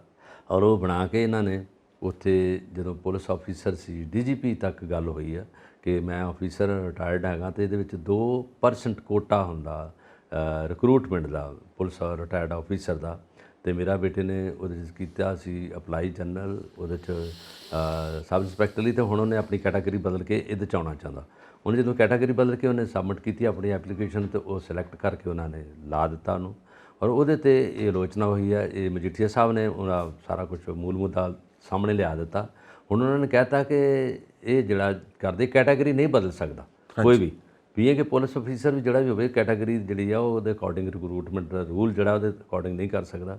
ਪਰ ਉਹ ਕਹਿੰਦਾ ਵੀ ਇੱਦਾਂ ਕਈ ਅਫਸਰਾਂ ਨੇ ਪਹਿਲਾਂ ਵੀ ਕੀਤਾ ਹੈਗਾ, ਔਰ ਵਿਧਾਨ ਸਭਾ 'ਚ ਵੀ ਇਹਨਾਂ ਨੇ ਲਾਏ ਕਈ ਲੋਕ ਜਿਹੜੇ ਸੀ ਆਪਣੇ ਪਰਿਵਾਰ ਦੇ ਲੋਕ, ਔਰ ਇਹਨਾਂ ਦੇ ਪਰਿਵਾਰਵਾਦ ਹੈਗਾ। ਬਾਕੀ ਮੁੰਡੇ ਜਿਹੜੇ ਪੜ੍ਹੇ ਲਿਖੇ ਸਾਰੇ ਤੁਰੇ ਫਿਰਦੇ ਆ, ਅਤੇ ਇਹ ਕਿੱਧਰੋਂ ਜਾ ਕੇ ਸਬ ਇੰਸਪੈਕਟਰ ਬਣਨ ਦੇ ਯੋਗ ਹੋ ਗਿਆ, ਕਿਉਂਕਿ 50% ਹੈਂਡੀਕੈਪ। ਉਹਨੇ ਕਿਹਾ, ਉਹਨਾਂ ਨੇ ਤਸਵੀਰਾਂ ਉਹਨੇ ਵਾਇਰਲ ਕੀਤੀਆਂ ਮਜੀਠੀਆ ਜੀ ਨੇ, ਕਹਿੰਦੇ ਦੇਖੋ ਜਿਹੜਾ ਪੁਲਿਸ ਆਫੀਸਰ ਰਿਟਾਇਰਡ ਹੈਗਾ, ਜਦੋਂ ਭਰਤੀ ਹੋਇਆ ਇਹਨੇ ਕਿੰਨੇ ਬਦਮਾਸ਼ ਫੜੇ ਹੋਣਗੇ, ਕਿੰਨਾ ਕੁਝ ਕੀਤਾ, ਉਦੋਂ ਕਿੱਦਾਂ ਦੌੜ ਲੈਂਦਾ ਸੀ, ਉਦੋਂ ਕਿੱਦਾਂ ਗੋਲੀ ਚਲਾਉਂਦਾ ਸੀ, ਉਦੋਂ ਕੀ ਕਰਦਾ ਸੀ। ਹੁਣ ਇਹ ਰਿਟਾਇਰਮੈਂਟ ਤੋਂ ਬਾਅਦ ਹੈਂਡੀਕੈਪ ਕਿੱਦਾਂ, ਕੋਈ ਐਕਸੀਡੈਂਟ ਨਹੀਂ ਹੋਇਆ। ਉਹਨਾਂ ਨੇ ਬਕਾਇਦਾ ਤੌਰ 'ਤੇ ਇਹ ਗੱਲ ਕੀਤੀ ਹੈ। ਨੰਬਰ 2 ਉਹਨਾਂ ਨੇ ਗੱਲ ਕੀਤੀ ਕਿ ਜਿੰਨੇ ਵੀ ਬਾਹਰਲੇ ਸੂਬੇ ਦੇ ਲੋਕ ਆ ਕੇ ਇੱਥੇ ਭਰਤੀ ਹੁੰਦੇ ਆ, ਔਰ ਉਹਨਾਂ ਨੂੰ ਇਹਨਾਂ ਨੇ ਨੌਕਰੀਆਂ ਇੱਥੇ ਦਿੰਦੇ ਆ, ਔਰ ਰਿਕਰੂਟਮੈਂਟ ਜਦੋਂ ਕਿ ਡੋਮੀਸਾਈਲ ਦਾ ਸਰਟੀਫਿਕੇਟ ਹੁੰਦਾ, ਉਹ ਕਿਸ ਤਰ੍ਹਾਂ ਨੌਕਰੀ ਲੈ ਜਾਂਦੇ ਆ। ਤੀਜੀ ਗੱਲ ਉਹਨਾਂ ਨੇ ਕੀਤੀ, ਜਿਹੜਾ OSD ਹੈ ਭਗਵੰਤ ਮਾਨ ਜੀ ਦਾ, ਉਹ ਦਿੱਲੀ ਦੇ ਆ, ਉਹ ਦਿੱਲੀ ਤੋਂ ਲਿਆ ਕੇ ਲਾਇਆ। ਇੱਕ ਹੋਰ ਆਫੀਸਰ ਹੈਗਾ, ਉਹ ਵੀ ਦਿੱਲੀ ਤੋਂ ਆ, ਔਰ ਪੰਜਾਬ ਦਾ ਆਂਦੇ ਕੋਈ ਇਹਨਾਂ ਨੂੰ ਪੜ੍ਹਿਆ ਲਿਖਿਆ ਮੁੰਡਾ ਨਹੀਂ ਮਿਲਿਆ ਜਿਹੜਾ ਗ੍ਰੈਜੂਏਟ ਹੋਊਗਾ, ਜਿਹਨੂੰ ਟਾਈਪ ਕਰਨਾ ਆਉਂਦਾ, ਜਿਹਨੂੰ ਮਿੰਟਸ ਲਿਖਣੇ ਆਉਂਦੇ ਆ, ਮੀਟਿੰਗ ਦਾ ਸਾਰਾ ਦਾਰਮਦਾਰ ਲਿਖ ਸਕਦਾ, ਜਿਹੜਾ ਬੋਲ ਸਕਦਾ। ਉਹ ਪੰਜਾਬ 'ਚ ਇੱਕ ਮੁੰਡਾ ਨਹੀਂ ਹੈਗਾ ਜਿਹਨੂੰ OSD ਲਾਇਆ ਜਾਵੇ। ਉਹ ਗੱਲਾਂ ਉਹਨਾਂ ਮਜੀਠੀਆ ਨੇ ਕੀਤੀਆਂ। ਗੱਲ ਤਾਂ ਸਹੀ ਆ, ਵਿਰੋਧੀ ਨੇਤਾ ਗੱਲਾਂ ਕਰਦੇ ਆ, ਪਰ ਸੱਚੀਆਂ ਗੱਲਾਂ ਹੁੰਦੀਆਂ ਜਿਹੜੀਆਂ ਲੋਕਾਂ ਤੱਕ ਪਹਿਲਾਂ ਪਹੁੰਚੀਆਂ ਹੁੰਦੀਆਂ ਮੀਡੀਆ ਰਾਹੀਂ। ਹੁਣ ਉਹਦੀ ਪ੍ਰੋੜਤਾ ਉਹਨਾਂ ਨੇ ਕੀਤੀ ਆ, ਔਰ ਬਾਕਾਇਦਾ ਤੌਰ 'ਤੇ ਉਹਨਾਂ ਨੇ ਫੋਟੋ ਲਾਈਆਂ ਕਿ ਇਹ ਮੁੰਡਾ ਦੇਖ ਲਓ ਜਿਹੜਾ ਸਬ ਇੰਸਪੈਕਟਰ ਬਣਾ ਦਿੱਤਾ। ਬਾਕੀ ਮੁੰਡੇ ਨੌਜਵਾਨ ਲੰਬੇ ਉੱਚੇ ਸਾਰਾ ਕੁਝ ਵਿਚਾਰੇ ਸੜਕਾਂ 'ਤੇ ਤੁਰੇ ਫਿਰਦੇ ਡਿਗਰੀਆਂ ਲੈ ਕੇ, ਔਰ ਇਹਦਾ ਉਹਨਾਂ ਨੇ ਆਲੋਚਨਾ ਕੀਤੀ ਹੈ। ਗੱਲ ਤਾਂ ਯੂਥ ਦੀ ਕੀਤੀ ਉਹਨਾਂ ਨੇ, ਮੁੰਡਿਆਂ ਦੀ ਕੀਤੀ ਹੈ, ਕੁੜੀਆਂ ਦੀ ਕੀਤੀ ਹੈ, ਕੁੜੀਆਂ ਦੀ ਵੀ ਭਰਤੀ ਹੁੰਦੀ ਹੈ, ਔਰ ਬਾਕਾਇਦਾ ਤੌਰ 'ਤੇ ਇਹ ਆਲੋਚਨਾ ਦਾ ਵਿਸ਼ਾ ਬਣ ਚੁੱਕਿਆ ਪੰਜਾਬ ਦੇ ਵਿੱਚ। ਹੁਣ ਦੇਖੋ ਮੀਡੀਆ ਨੇ ਜੇ ਗੱਲ ਪਹੁੰਚਾਤੀ ਲੋਕਾਂ ਤੱਕ, ਸਰਕਾਰ ਕੀ ਕਰਦੀ ਹੈ? ਸਰਕਾਰ ਤਾਂ ਮੌਜੂਦਾ ਹੀ ਉਹੀ ਹੈ, ਜਿਨ੍ਹਾਂ ਦਾ ਬੰਦਾ ਨੇ ਗਲਤ ਕੰਮ ਕੀਤਾ ਉਹ ਸਰਕਾਰ ਤਾਂ ਉਹਨਾਂ ਦੀ ਹੈ, ਮੁੱਖ ਮੰਤਰੀ ਉਹਨਾਂ ਦਾ ਹੈਗਾ। ਹੁਣ ਦੇਖੋ ਨਖੇੜਾ ਕੀ ਹੁੰਦਾ, ਕੀ ਕਰਦੇ ਹੈਗੇ। ਜਿਸ ਤਰ੍ਹਾਂ ਵਿਜੇ ਸਿੰਗਲਾ ਦਾ ਮਾਮਲਾ ਸੀਗਾ, ਉਦੋਂ ਬਾਅਦ ਟੈਂਡਰ ਘੁਟਾਲਾ ਹੈ ਨਾ, ਉਹਦੇ ਵਿੱਚ ਤੁਹਾਨੂੰ ਸੋਧ ਦਾ ਜਿਹੜਾ ਘੁਟਾਲਾ ਸੀਗਾ, ਵਜ਼ੀਫਿਆਂ ਦਾ ਕਈ ਕੁਛ ਹੋਏ, ਉਹ ਮੰਤਰੀ ਅਜੇ ਤਾਂ ਅੰਦਰ ਨੇ। ਉਸ ਤੋਂ ਬਾਅਦ ਜਿਹੜਾ ਓਪੀ ਸੋਨੀ, ਉਹਨਾਂ 'ਤੇ ਕੇਸ ਆ। ਕਿਹੜੇ ਮੰਤਰੀ ਦਾ ਤੁਸੀਂ ਨਾਂ ਲਓਗੇ? ਮੰਤਰੀ ਤਾਂ ਘੱਟ ਨੇ ਤੇ ਮਾਮਲੇ ਜ਼ਿਆਦਾ ਹੋ ਗਏ। ਇਹ ਮਾਮਲਾ ਵੀ ਨਵਾਂ ਖੜਾ ਹੋ ਗਿਆ। ਮਾਮਲੇ ਨੇ। ਜਿੱਦਾਂ ਤੁਸੀਂ ਗੱਲ ਕੀਤੀ, ਪਰਿਵਾਰਵਾਦ ਹਰ ਜਗ੍ਹਾ ਹੀ ਹੈਗਾ, ਇਹ ਵੀ ਪਰਿਵਾਰਵਾਦ ਦਾ ਵਿਸ਼ਾ ਹੀ ਹੈਗਾ। Bloody misuse of power. ਆਪਾਂ ਹਰ ਚੀਜ਼ ਦੇ ਉੱਤੇ ਬਾਟਮ ਲਾਈਨ ਨਹੀਂ ਦੇਵਾਂਗੇ ਜਿੱਥੇ ਤੁਸੀਂ ਆਪਣੀ ਤਾਕਤ ਦਾ ਗਲਤ ਇਸਤੇਮਾਲ ਕਰਦੇ ਹੋ। ਲੁਧਿਆਣਾ ਗਿਆਸਪੁਰਾ ਜ਼ਹਿਰੀਲੀ ਗੈਸ ਲੀਕ ਹੋਣ ਦਾ ਜਿਹੜਾ ਇਨਸੀਡੈਂਟ ਹੋਇਆ, ਦੁਰਘਟਨਾ ਹੋਈ ਹੈ, ਵੱਡੀ ਟ੍ਰੈਜਡੀ, ਉਹ ਹੋਰ ਗੰਭੀਰ ਹੋ ਗਿਆ ਹੈ, ਉਹ ਦੁਖਾਂਤ ਵੱਡੀ ਟ੍ਰੈਜਡੀ ਹੈ। ਪਿਛਲੇ ਹਫ਼ਤੇ ਤੋਂ ਹੋ ਗਿਆ। ਇਹਦੇ ਵਿੱਚ ਕਈ ਪਰਿਵਾਰ ਵਿਚਾਰੇ ਉੱਜੜ ਗਏ, ਮਰ ਗਏ ਆ। ਇੱਕ ਡਾਕਟਰ ਦੀ ਫੈਮਿਲੀ ਹੈ, ਉਹ ਵੀ ਉਹਨਾਂ ਦੇ ਨਾਲ ਗੈਸ ਉੱਥੋਂ ਲੀਕ ਹੋਣ ਨਾਲ ਉਹਨਾਂ ਦੇ ਸੀਵਰੇਜ ਦੇ ਵਿੱਚੋਂ ਦੀ ਆਉਣ ਕਰਕੇ ਇੱਕ ਢੱਕਣ ਉਹਨਾਂ ਬੰਦ ਕੀਤਾ ਸੀ ਸੀਮੈਂਟ ਨਾਲ, ਦੂਜੇ ਢੱਕਣ ਖੁੱਲ੍ਹ ਕੇ ਗੈਸ ਜ਼ਹਿਰੀਲੀ ਆ ਗਈ ਆ। ਉਹ ਜ਼ਹਿਰੀਲੀ ਗੈਸ ਜਿਹੜੀ ਹੈ ਸੀਵਰੇਜ ਦੇ ਰਾਹੀਂ ਉੱਥੋਂ ਆਈ ਆ। ਇੱਕ ਪਹਿਲੀ ਗੱਲ ਤਾਂ ਹੈਗੀ ਹੈ, ਅਤੇ ਵੱਡਾ ਜਿਹੜਾ ਆਰੋਪ ਲੋਕਾਂ ਦਾ ਹੈਗਾ ਕਿ ਜਿੱਥੇ ਲੋਕ ਰਹਿ ਰਹੇ ਨੇ, ਕਲੋਨੀ ਆ ਜਿੱਥੇ ਲੋਕਾਂ ਦੀ ਰਿਹਾਇਸ਼ ਹੈ, ਉੱਥੇ ਫੈਕਟਰੀਆਂ ਕਿੱਦਾਂ ਲੱਗ ਰਹੀਆਂ ਲਗਾਤਾਰ ਦੇ, ਜਿਨ੍ਹਾਂ ਕੋਲ ਲਾਇਸੈਂਸ ਵੀ ਨਹੀਂ, ਉਹ ਫੈਕਟਰੀਆਂ ਲੱਗੀਆਂ ਪਈਆਂ। ਔਰ ਉਹਦੇ ਵਿੱਚ ਜਿਹੜਾ ਜ਼ਹਿਰੀਲੀ ਗੈਸ ਆ ਲੀਕ ਹੋ ਕੇ ਸੀਵਰੇਜ ਦੇ ਰਾਹੀਂ ਪਾਣੀ 'ਚ ਆ ਗਈ ਹੈ। ਪਾਣੀ ਤੋਂ ਬਾਅਦ ਪੀਣ ਵਾਲੇ ਪਾਣੀ ਤੱਕ ਵੀ ਪਹੁੰਚ ਗਈ ਹੈ। ਉਹਦੇ ਸੈਂਪਲ ਲਏ ਇਹਨਾਂ ਨੇ, ਸੈਂਪਲ ਲੈ ਕੇ ਵਿੱਚੋਂ ਵੇਖਿਆ ਜਿੱਥੇ ਹੌਦੀਆਂ ਨੇ, ਉੱਥੋਂ ਲਏ ਸੈਂਪਲ। ਡਾਕਟਰ ਬੈਠੇ ਨੇ ਉੱਥੇ, ਪ੍ਰੋਟੈਕਸ਼ਨ ਫੋਰਸਾਂ ਵੀ ਆ ਗਈਆਂ ਉੱਥੇ, ਔਰ ਇੰਨਾ ਉੱਥੇ ਮਾਤਮ ਛਾ ਗਿਆ ਉਸ ਏਰੀਏ ਦੇ ਵਿੱਚ। ਲੋਕ ਵਿਚਾਰੇ ਮੌਤ ਦੇ ਨਾਲ ਕੁੜ ਰਹੇ ਆ, ਔਰ ਲੋਕ ਛੱਤਾਂ 'ਤੇ ਵੀ ਚੜ੍ਹੇ ਆ। ਡਾਕਟਰ ਫੈਮਿਲੀ ਛੱਤ 'ਤੇ ਚੜ੍ਹ ਗਈ।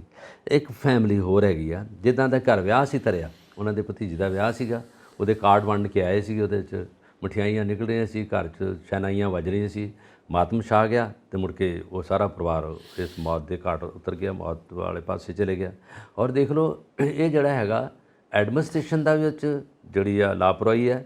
ਨੰਬਰ 2, ਜਿਹੜੇ ਉੱਥੇ ਲੋਕ ਬੈਠੇ ਨੇ, ਜਿਹੜੇ ਕੰਮ ਕਰ ਰਹੇ ਆ ਇੰਡਸਟਰੀ ਵਾਲੇ, ਉਹਨਾਂ ਦੀ ਲਾਪਰਵਾਹੀ ਵੀ ਹੈ। ਜਦੋਂ ਗੈਸ ਲੀਕ ਹੁੰਦੀ ਕਿੱਧਰ ਦੀ ਜਾ ਰਹੀ ਹੈ, ਉਹ ਪਹਿਲਾਂ ਇਹਨਾਂ ਨੇ ਕੰਟਰੋਲ ਕਿਉਂ ਨਹੀਂ ਕੀਤਾ, ਕਿ ਪਹਿਲਾਂ ਸੂਚਨਾ ਕਿਉਂ ਨਹੀਂ ਦਿੱਤੀ? ਜਦੋਂ ਲੋਕ ਮਰਨੇ ਸ਼ੁਰੂ ਹੋ ਗਏ ਉਦੋਂ ਇਹਨਾਂ ਨੇ ਕੀਤਾ। ਹੁਣ ਇਹਦੇ ਵਿੱਚ ਮੁਆਵਜ਼ਾ ਤਾਂ ਗੌਰਮੈਂਟ ਨੇ ਦਿੱਤਾ, ਇਹਨਾਂ ਨੇ ਵੀ, ਪਰ ਥੋੜ੍ਹਾ ਮੁਆਵਜ਼ਾ ਦਿੱਤਾ। ਸੈਂਟਰ ਗੌਰਮੈਂਟ ਨੇ ਵੀ, ਮੋਦੀ ਸਾਹਿਬ ਨੇ ਵੀ ਅਨਾਊਂਸ ਕੀਤਾ, ਔਰ ਦੁੱਖ ਵੀ ਪ੍ਰਗਟਾਇਆ ਉਹਨਾਂ ਨੇ। ਔਰ ਟ੍ਰੈਜਡੀ ਪੰਜਾਬ 'ਚ ਹੋ ਰਹੀ ਹੈ। ਜਦੋਂ ਵੀ ਵੇਖੋ ਬਹੁਤ ਕੁਝ ਹੋ ਰਿਹਾ। ਪਹਿਲੋਂ ਕਿੰਨੇ ਮੁੰਡੇ ਸ਼ਹੀਦ ਹੋ ਕੇ ਆ ਗਏ, ਉਹਨਾਂ ਦੀਆਂ ਡੈੱਡ ਬੋਡੀਆਂ ਆਈਆਂ, ਉਹਦੇ ਲਈ 1-1 ਕਰੋੜ ਸਰਕਾਰ ਨੇ ਦਿੱਤਾ। ਚਲੋ ਉਹ ਤਾਂ ਹੈ, ਕਿਉਂਕਿ ਪਰਿਵਾਰ ਵਸਣਗੇ, ਉਹਨਾਂ ਦੀ ਨੌਕਰੀ ਲਈ ਵੀ ਇਹਨਾਂ ਨੇ ਕਿਹਾ। ਔਰ ਇਹ ਜਦੋਂ ਦੁਖਾਂਤ ਵਾਪਰਦੇ ਆ ਪੰਜਾਬ ਦੇ ਵਿੱਚ, ਜਿਹੜੇ ਤਾਂ ਦੁਖਾਂਤ ਜਿਹੜਾ ਇਹ ਲਾਪਰਵਾਹੀ ਦਾ ਦੁਖਾਂਤ ਹੈ। ਜਿਹੜੇ ਹੁਣ ਫੌਜੀ ਜਵਾਨ ਮਰਦੇ, ਉਹ ਤਾਂ ਵੱਖਰੀ ਗੱਲ, ਉਹ ਤਾਂ ਲੜਾਈ ਨਾਲ ਜਾਂ ਉਹਨਾਂ ਦੇ ਨਾਲ ਸਰਹੱਦਾਂ ਦੀ ਰਾਖੀ ਕਰਦੇ ਕਈ ਵਾਰ ਗੱਲਾਂ ਹੁੰਦੀਆਂ ਨੇ ਕਿ ਮਤਲਬ ਉਹ ਪ੍ਰੀਕਾਸ਼ਨਰੀ ਮੈਜਰਸ ਕਿਉਂ ਨਹੀਂ ਦਿੱਤੇ ਜਾਂਦੇ, ਉਹ ਤੁਸੀਂ ਸਟੈਪ ਕਿਉਂ ਨਹੀਂ ਚੁੱਕਦੇ ਜੋ ਫੌਜੀਆਂ ਦੀ ਮਤਲਬ ਰੱਖਿਆ ਵਾਸਤੇ ਕਹਿ ਲਓ ਜਾਂ ਫੌਜੀਆਂ ਦੀ ਸੁਰੱਖਿਆ ਵਾਸਤੇ ਕਹਿ ਲਓ, ਜ਼ਰੂਰੀ ਨੇ, ਉਹ ਕਿਉਂ ਨਹੀਂ ਚੁੱਕੇ ਜਾਂਦੇ? ਪੁਲਵਾਮਾ ਦਾ ਹੁਣ ਅਸੀਂ ਦੇਖਦੇ ਪਏ ਹਾਂ, ਸਤਿਆਪਾਲ ਮਲਿਕ ਹੋਰਾਂ ਦੇ ਇੰਟਰਵਿਊ ਤੋਂ ਬਾਅਦ ਕਿੰਨਾ ਮਾਮਲਾ ਮਗਿਆ ਹੋਇਆ। ਮਤਲਬ ਇਹ ਉਦੋਂ ਉਹਨਾਂ ਨੂੰ ਜਹਾਜ਼ਾਂ ਵਿੱਚ ਲਿਜਾਣ ਦੀ ਬਜਾਏ ਤੁਸੀਂ ਸੜਕ ਦੇ ਉੱਤੇ ਜਾਣ ਤੇ ਕਿਉਂ ਉਹਨਾਂ ਨੂੰ ਆਰਡਰਸ ਕੀਤੇ ਨੇ? ਸੋ ਇਹ ਵੀ ਮਾਮਲਾ ਇੱਕ ਮਾਮਲਾ ਜਿਹੜਾ ਨਾ ਬੜਾ ਵੱਡਾ ਟ੍ਰੈਜਡੀ ਹੋਈ ਹੈ, ਭੋਪਾਲ ਗੈਸ ਜਿਹੜਾ ਹੋਈ ਹੈ 1984 'ਚ, ਬਹੁਤ ਪੁਰਾਣੀ ਗੱਲ ਹੈ, 1984 ਦੇ ਵਿੱਚ ਹੋਈ ਸੀ। ਔਰ ਉਹਦੇ ਵਿੱਚ ਕਿੰਨੇ ਲੋਕ ਮਾਰੇ ਗਏ। ਇਹੀ ਵਾਕਿਆ ਸੇਮ ਹਾਦਸਾ ਇੱਧਰ ਹੋਇਆ, ਇੰਡਸਟਰੀ ਤੋਂ ਹੀ ਉੱਧਰ ਵੀ ਜਿਹੜੀ ਜ਼ਹਿਰੀਲੀ ਗੈਸ ਬਾਹਰ ਆਈ ਅਤੇ ਕਿੱਥੋਂ ਲੋਕ ਮਰ ਗਏ। ਇੰਦੌਰ ਤੱਕ ਰੌਲਾ ਪੈ ਗਿਆ ਸੀਗਾ, ਪੂਰਾ ਹਿੰਦੁਸਤਾਨ ਇਹਦੀ 'ਚ ਗ੍ਰਿਫਤ 'ਚ ਆ ਗਿਆ ਸੀਗਾ। ਅਤੇ ਹੁਣ ਇਹ ਪੰਜਾਬ ਵਿੱਚ ਵਾਪਰੀਏ। ਇਹਦੇ ਨਾਲ ਇੱਕ ਸ਼ਰਾਬ ਫੈਕਟਰੀ ਸੀਗੀ ਜੀਰੇ ਦੇ ਨਾਲ, ਉਹਦੇ 'ਚ ਵੀ ਇਹੀ ਕੁਛ ਹੋਇਆ, ਉਹਦਾ ਪਾਣੀ ਗੰਦਾ ਆ ਗਿਆ, ਬੜਾ ਕੁਛ ਹੋਇਆ। ਉਹਦੇ ਵਿੱਚ ਵੀ ਕਿੰਨੀਆਂ ਕਿਸਾਨ ਯੂਨੀਅਨ ਆਈਆਂ, ਕਿੰਨੇ ਲੋਕ ਆਏ, ਕਿੰਨੇ ਲੋਕਾਂ ਨੇ ਇਮਦਾਦ ਦਿੱਤੀ। ਇਹ ਇੰਨੀਆਂ ਟ੍ਰੈਜਡੀ ਜਦੋਂ ਹੁੰਦੀਆਂ, ਸ਼ਾਸਨ ਕੀ ਕਰਦਾ, ਜਦੋਂ ਐਡਮਿਨਿਸਟ੍ਰੇਸ਼ਨ ਕੀ ਕਰਦਾ, ਪੁਲਿਸ ਕੀ ਕਰਦੀ ਹੈ, ਸਾਰਾ ਕੁਝ ਹੁੰਦਾ। ਵੀ ਇੱਥੇ ਇੰਡਸਟਰੀ ਜਦੋਂ ਲੱਗ ਜਾਂਦੀ ਆ, ਉਦੋਂ ਦੇ ਬੱਲੇ ਇੰਡਸਟਰੀ ਆ, ਫੈਸਿਲਿਟੀ ਆ, ਉਦੋਂ ਚੁੱਪ ਹੋ ਜਾਂਦੇ ਆ। ਇਹ ਐਂਡ ਤੱਕ ਨਹੀਂ ਜਾਂਦੇ ਵੀ ਆਉਣ ਵਾਲੇ ਸਮੇਂ 'ਚ ਕੀ ਹੋ ਸਕਦਾ। ਇਹਦੇ ਵਿੱਚ ਗੈਸਾਂ ਲੀਕ ਹੋਣਗੀਆਂ, ਇੰਡਸਟਰੀ ਦੇ ਵਿੱਚ ਕੈਮੀਕਲ ਨਾ ਬਣਦਾ। ਕੈਮੀਕਲ ਜਦੋਂ ਮਿਕਸ ਹੋ ਕੇ ਚਲੇ ਗਿਆ, ਚੋਂ ਗੈਸਾਂ ਨਿਕਲ ਗਈਆਂ, ਗੈਸਾਂ ਨਾਲ ਤੁਸੀਂ ਮਰੋਗੇ, ਅੱਖਾਂ ਚੋਂ ਦਿਆਈਆਂ ਜਾਣਗੀਆਂ, ਦਿਮਾਗ ਤੁਹਾਡਾ ਪਰੇਸ਼ ਹੋ ਜਾਊਗਾ, ਸਾਰਾ ਬੇਸੁੱਧ ਹੋ ਜਾਊਗਾ। ਹੁਣ ਬਹੁਤ ਲੋਕ ਬੱਚੇ ਉੱਥੇ ਬੇਸੁੱਧ ਹੋਏ ਆ, ਜਿਹਨੇ ਬੇਹੋਸ਼ ਹੋਏ ਆ। ਔਰ ਇਹ ਹਾਲ ਹੈਗਾ, ਕੀ ਜੀਣਾ ਹੈਗਾ ਲੋਕਾਂ ਦਾ ਉਹਦੇ ਉਸ ਏਰੀਏ 'ਚ? ਕਿੱਧਰ ਚਲੇ ਜਾਣਗੇ ਵਿਚਾਰੇ? ਰੋਟੀ ਤਾਂ ਕਮਾਉਣੀ ਹਰ ਇੱਕ ਨੇ, ਪਰ ਰਹਿਣ ਦੀ ਜਗ੍ਹਾ ਤਾਂ ਚੰਗੀ ਹੋਵੇ। ਬਲਕਾਰ ਜੀ, ਜਿੱਥੇ ਗੰਦਗੀ ਸੁੱਟੀ ਜਾਂਦੀ ਹੈ ਸਾਰੇ ਸ਼ਹਿਰ ਦੀ, ਜਿੱਥੇ ਗੰਦਾ ਨਾਲਾ ਨਿਕਲਦਾ ਸਾਰੇ ਸ਼ਹਿਰ ਦਾ, ਉੱਥੇ ਤੱਕ ਤੇ ਝੁੱਗੀਆਂ ਬਣੀਆਂ ਹੋਈਆਂ। ਸਹੀ ਗੱਲ। ਅਸੀਂ ਕਿਹੜੀਆਂ ਗੱਲਾਂ ਕਰਦੇ ਪਏ ਹਾਂ? ਮਤਲਬ ਤੁਸੀਂ ਦੇਖੋ ਤੇ ਸਹੀ, ਸੰਭਾਲਿਆ ਜਾ ਰਿਹਾ ਦੇਸ਼ ਨੂੰ। ਕੀ ਹਾਲਤ ਬਣੀ ਪਈ ਲੋਕਾਂ ਦੀ, ਕਿੱਦਾਂ ਜੀ ਰਹੇ ਨੇ ਲੋਕ, ਦਿਨ ਕੱਟੀ ਕਰਦੇ ਪਏ ਨੇ, ਸਾਹ ਪੂਰੇ ਕਰਦੇ ਪਏ ਨੇ। ਔਰ ਉਹਨਾਂ ਦੇ ਵਿੱਚ ਵੀ ਜ਼ਹਿਰ ਜਦੋਂ ਆ ਜਾਂਦੀ ਹੈ, ਸਾਹ ਪੂਰੇ ਕਰਨ ਲੱਗੇ, ਹਵਾ ਦੇ ਵਿੱਚ ਜ਼ਹਿਰੀਲੀ ਗੈਸ ਆ ਜਾਂਦੀ ਹੈ, ਤਾਂ ਉਦੋਂ ਅਕਾਲ ਚਲਾਣਾ ਕਰ ਨਾ ਰਹਿਣ ਲਈ ਜਗ੍ਹਾ, ਨਾ ਸਾਹ ਲੈਣ ਲਈ ਕੋਈ ਸੁਵਿਧਾ, ਨਾ ਖਾਣ ਲਈ ਕੋਈ ਸੁਵਿਧਾ, ਨਾ ਉੱਤੇ ਛੱਤ ਦੀ ਸੁਵਿਧਾ। ਟੱਪਰੀਆਂ ਦੀ ਤੁਸੀਂ ਜ਼ਿਕਰ ਕੀਤਾ, ਜਿੰਨੇ ਵੰਡਰਿੰਗ ਟਰਾਈਬ ਘੁੰਮ ਰਹੇ ਵਿਚਾਰੇ, ਟੱਪਰੀ ਵਾਸ ਕਮਰੇ, ਉਹ ਸਰਕਾਰ ਨੂੰ ਨਹੀਂ ਨਜ਼ਰ ਆ ਰਿਹਾ ਵੀ ਇਹਨਾਂ ਨੂੰ ਛੱਤ ਬਣਾ ਦਈਏ। ਵੱਡੀਆਂ ਵੱਡੀਆਂ ਗੱਲਾਂ ਕਰਦੇ ਆ, ਐਡਵਰਟਾਈਜ਼ਮੈਂਟ ਤੇ ਲਾ ਰਹੇ ਪੈਸਾ, ਹੈ ਨਾ, ਬਾਕੀ ਅਖਬਾਰਾਂ ਨੂੰ ਪੈਸਾ ਦੇ ਰਹੇ ਆ, ਅਸੀਂ ਦੂਜੇ ਪਾਸੇ ਪੈਸਾ ਦੇ ਰਹੇ ਹਾਂ। ਇਹੀ ਪੈਸਾ ਇਕੱਠਾ ਕਰਕੇ ਤੁਸੀਂ ਕਿਉਂ ਨਹੀਂ ਉਹਨਾਂ ਦੇ ਲਈ ਝੁੱਗੀ ਝੌਂਪੜੀ ਤੋਂ ਇਲਾਵਾ ਉਹਨਾਂ ਦਾ ਘਰ ਬਣਾ ਕੇ ਦਿੰਦੇ ਨੇ? ਅਸੀਂ ਗੱਲ ਕਰਦੇ ਹਾਂ ਵੱਡੇ ਵੱਡੇ ਪਲੇਟਫਾਰਮਸ ਦੇ ਉੱਤੇ ਜਾ ਕੇ ਭਾਰਤ ਦਾ ਵਿਸ਼ਵ ਗੁਰੂ ਬਣਨਾ ਆ ਤੈਅ ਹੈ। ਗੱਲਾਂ ਇਦਾਂ ਦੇ ਕੰਮਾਂ ਦੇ ਨਾਲ ਹਵਾ ਦੇ ਕੜਾਹ ਹੈ। ਪਾਰਟੀਆਂ ਜਿਹੜੀਆਂ ਨੇ ਵੱਡੀਆਂ ਵੱਡੀਆਂ ਪੋਲੀਟੀਕਲ ਪਾਰਟੀਆਂ ਨੇ, ਉਹਨਾਂ ਕੋਲ ਕਿੰਨਾ ਫੰਡ ਹੈ ਇਹ ਨਹੀਂ ਪਤਾ ਸਾਨੂੰ ਪਬਲਿਕ ਨੂੰ, ਔਰ ਉਹਦੇ ਉੱਤੇ ਤੁਸੀਂ ਉਹਨਾਂ ਕੋਲੋਂ ਜਾਣਕਾਰੀ ਨਹੀਂ ਲੈ ਸਕਦੇ, ਕਿਉਂਕਿ ਕਾਨੂੰਨਨ ਇਹ ਤੁਸੀਂ ਜਾਣਕਾਰੀ ਨਹੀਂ ਲੈ ਸਕਦੇ। ਆਰਟੀਆਈ ਤੁਸੀਂ ਨਾ ਹੀ ਪਾ ਸਕਦੇ ਕਿ ਤੁਸੀਂ ਕਿੰਨੀ ਪਾਰਟੀ ਕੋਲ ਕਿੰਨਾ ਫੰਡ ਹੈ, ਉਹ ਕਿੱਥੋਂ ਆਉਂਦਾ ਪਿਆ। ਤੁਹਾਡੀ ਗੱਲ ਸਹੀ ਆ। ਆਰਟੀਆਈ ਦਾ ਜਦੋਂ ਇਹਨੇ ਪਾਇਆ, ਰਾਹੁਲ ਗਾਂਧੀ ਨੇ ਆਰਟੀਆਈ ਪੁਆਈ ਕੀਤੀ ਆ, ਜਦੋਂ ਜਿਹੜਾ ਪ੍ਰਧਾਨ ਮੰਤਰੀ ਫੰਡ ਹੁੰਦਾ ਉਹਦੇ 'ਚ ਫੰਡ ਦੀ ਜਾਂਚ ਲਈ ਇਹਨਾਂ ਨੇ ਕਿਹਾ ਕਿੰਨਾ ਫੰਡ ਹੈਗਾ ਜਿਹਦੇ 'ਚ ਪਬਲਿਕ ਦਾ ਵੀ ਪੈਸਾ ਗਿਆ, ਪਬਲਿਕ ਦਿੰਦੀ ਆ ਉਹਦੇ ਵਿੱਚ। ਦੇਖੋ ਉਹ ਕਹਿੰਦੇ ਦੱਸੋ ਇਹ 'ਚ ਕਿੰਨਾ ਪੈਸਾ ਤੇ ਕਿਧਰ ਹੈ, ਉਹਦਾ ਅਜੇ ਤੱਕ ਜਵਾਬ ਨਹੀਂ ਆਇਆ, ਉਹਦੇ 'ਚ ਰੌਲਾ ਪਿਆ ਸਾਰਾ। ਐਗਜ਼ੈਕਟਲੀ। ਹੁਣ ਜੇ ਪੋਲੀਟੀਕਲ ਪਾਰਟੀਆਂ ਨੂੰ ਲੋਕੀ ਕਹਿਣ, ਭਾਰਤ ਦੀ ਜਨਤਾ ਉੱਠ ਕੇ ਕਵੇ ਜਿਹੜਾ ਤੁਹਾਡੇ ਕੋਲ ਫੰਡ ਹੈ ਉਹ ਬਲੈਕ ਮਨੀ ਹੈ। ਬਿਲਕੁਲ ਸਹੀ ਗੱਲ, ਕਿਉਂਕਿ ਜੋ ਤੁਸੀਂ ਡਿਕਲੇਅਰ ਹੀ ਨਹੀਂ ਕਰਦੇ ਉਹ ਬਲੈਕ ਮਨੀ ਹੈ। ਜਾਂ ਫਿਰ ਟੋਟਲ ਕਿੰਨਾ ਪੈਸਾ, ਕਿਹੜੀ ਤੁਹਾਡੇ ਉੱਤੇ ਕੋਈ ਈਡੀ ਦਾ ਛਾਪਾ ਨਹੀਂ ਪੈਣਾ ਚਾਹੀਦਾ, ਕੋਈ ਆਈਟੀ ਦਾ ਛਾਪਾ ਨਹੀਂ ਪੈਣਾ ਚਾਹੀਦਾ। ਜੇ ਪਬਲਿਕ ਉੱਠ ਕੇ ਪੋਲੀਟੀਕਲ ਪਾਰਟੀਆਂ ਨੂੰ ਇਹ ਜਵਾਬ ਦੇਵੇ ਤਾਂ ਕੀ ਜਵਾਬ ਹੈ? ਤੁਸੀਂ ਉੱਚੀ ਉੱਚੀ ਰੌਲਾ ਪਾਉਂਦੇ ਹੋ ਗਰੀਬੀ ਦੂਰ ਕਰਨੀ ਹੈ, ਤੇ ਜਿਹੜੇ ਪਾਰਟੀ ਦੇ ਫੰਡ ਨੇ ਉਹ ਵੰਡਦੇ ਹੋ ਨਾ ਫਿਰ ਗਰੀਬਾਂ 'ਚ, ਉਹ ਕਿਉਂ ਨਹੀਂ ਵੰਡਦੇ? ਉਹ ਕਿਉਂ ਤੁਸੀਂ ਇਲੈਕਸ਼ਨਸ ਲੜਨ ਵਾਸਤੇ ਰੱਖੇ ਹੋਏ ਨੇ? ਕਿਉਂ ਹਾਰਸ ਟ੍ਰੇਡਿੰਗ ਵਾਸਤੇ ਰੱਖੇ ਹੋਏ ਨੇ ਕਿ ਉੱਥੋਂ ਨੇਤਾ ਤੋੜ ਕੇ ਖਰੀਦ ਕੇ ਇੱਧਰ ਲੈ ਕੇ ਆਉਣੇ ਨੇ, ਇੱਥੋਂ ਨੇਤਾ ਤੋੜ ਕੇ ਖਰੀਦ ਕੇ ਇੱਧਰ ਲੈ ਕੇ ਆਉਣੇ ਨੇ ਤੇ ਆਪਣੀ ਸਰਕਾਰ ਬਣਾਉਣੀ ਹੈ? ਉਸ ਵਾਸਤੇ ਤੁਸੀਂ ਉਹ ਪੈਸੇ ਕਿਉਂ ਰੱਖੇ ਹੋਏ ਨੇ? ਤੁਸੀਂ ਵੰਡਦੇ ਹੋ ਲੋਕਾਂ 'ਚ ਤੇ ਦੂਰ ਕਰ ਦਿਓ ਗਰੀਬੀ। ਜੇ ਪਬਲਿਕ ਉੱਠ ਕੇ ਇਹ ਗੱਲਾਂ ਕਰੇ, ਕੋਈ ਜਵਾਬ ਹੈ ਇਹਨਾਂ ਕੋਲ?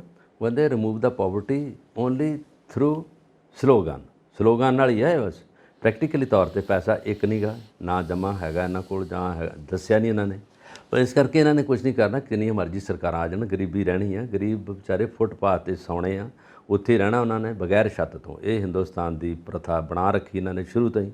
ਪਾਕਿਸਤਾਨ 'ਚ ਇਹੀ ਹਾਲ ਆ, ਕਿੰਨੀ ਮਹਿੰਗਾਈ ਆ, ਕਿੰਨਾ ਕੁਛ ਹੈਗਾ। ਉੱਥੇ ਫਸਲਾਂ ਨਹੀਂ ਉੱਗਦੀਆਂ, ਉੱਥੇ ਸਾਰਾ ਕੁਝ ਨਹੀਂ ਹੁੰਦਾ।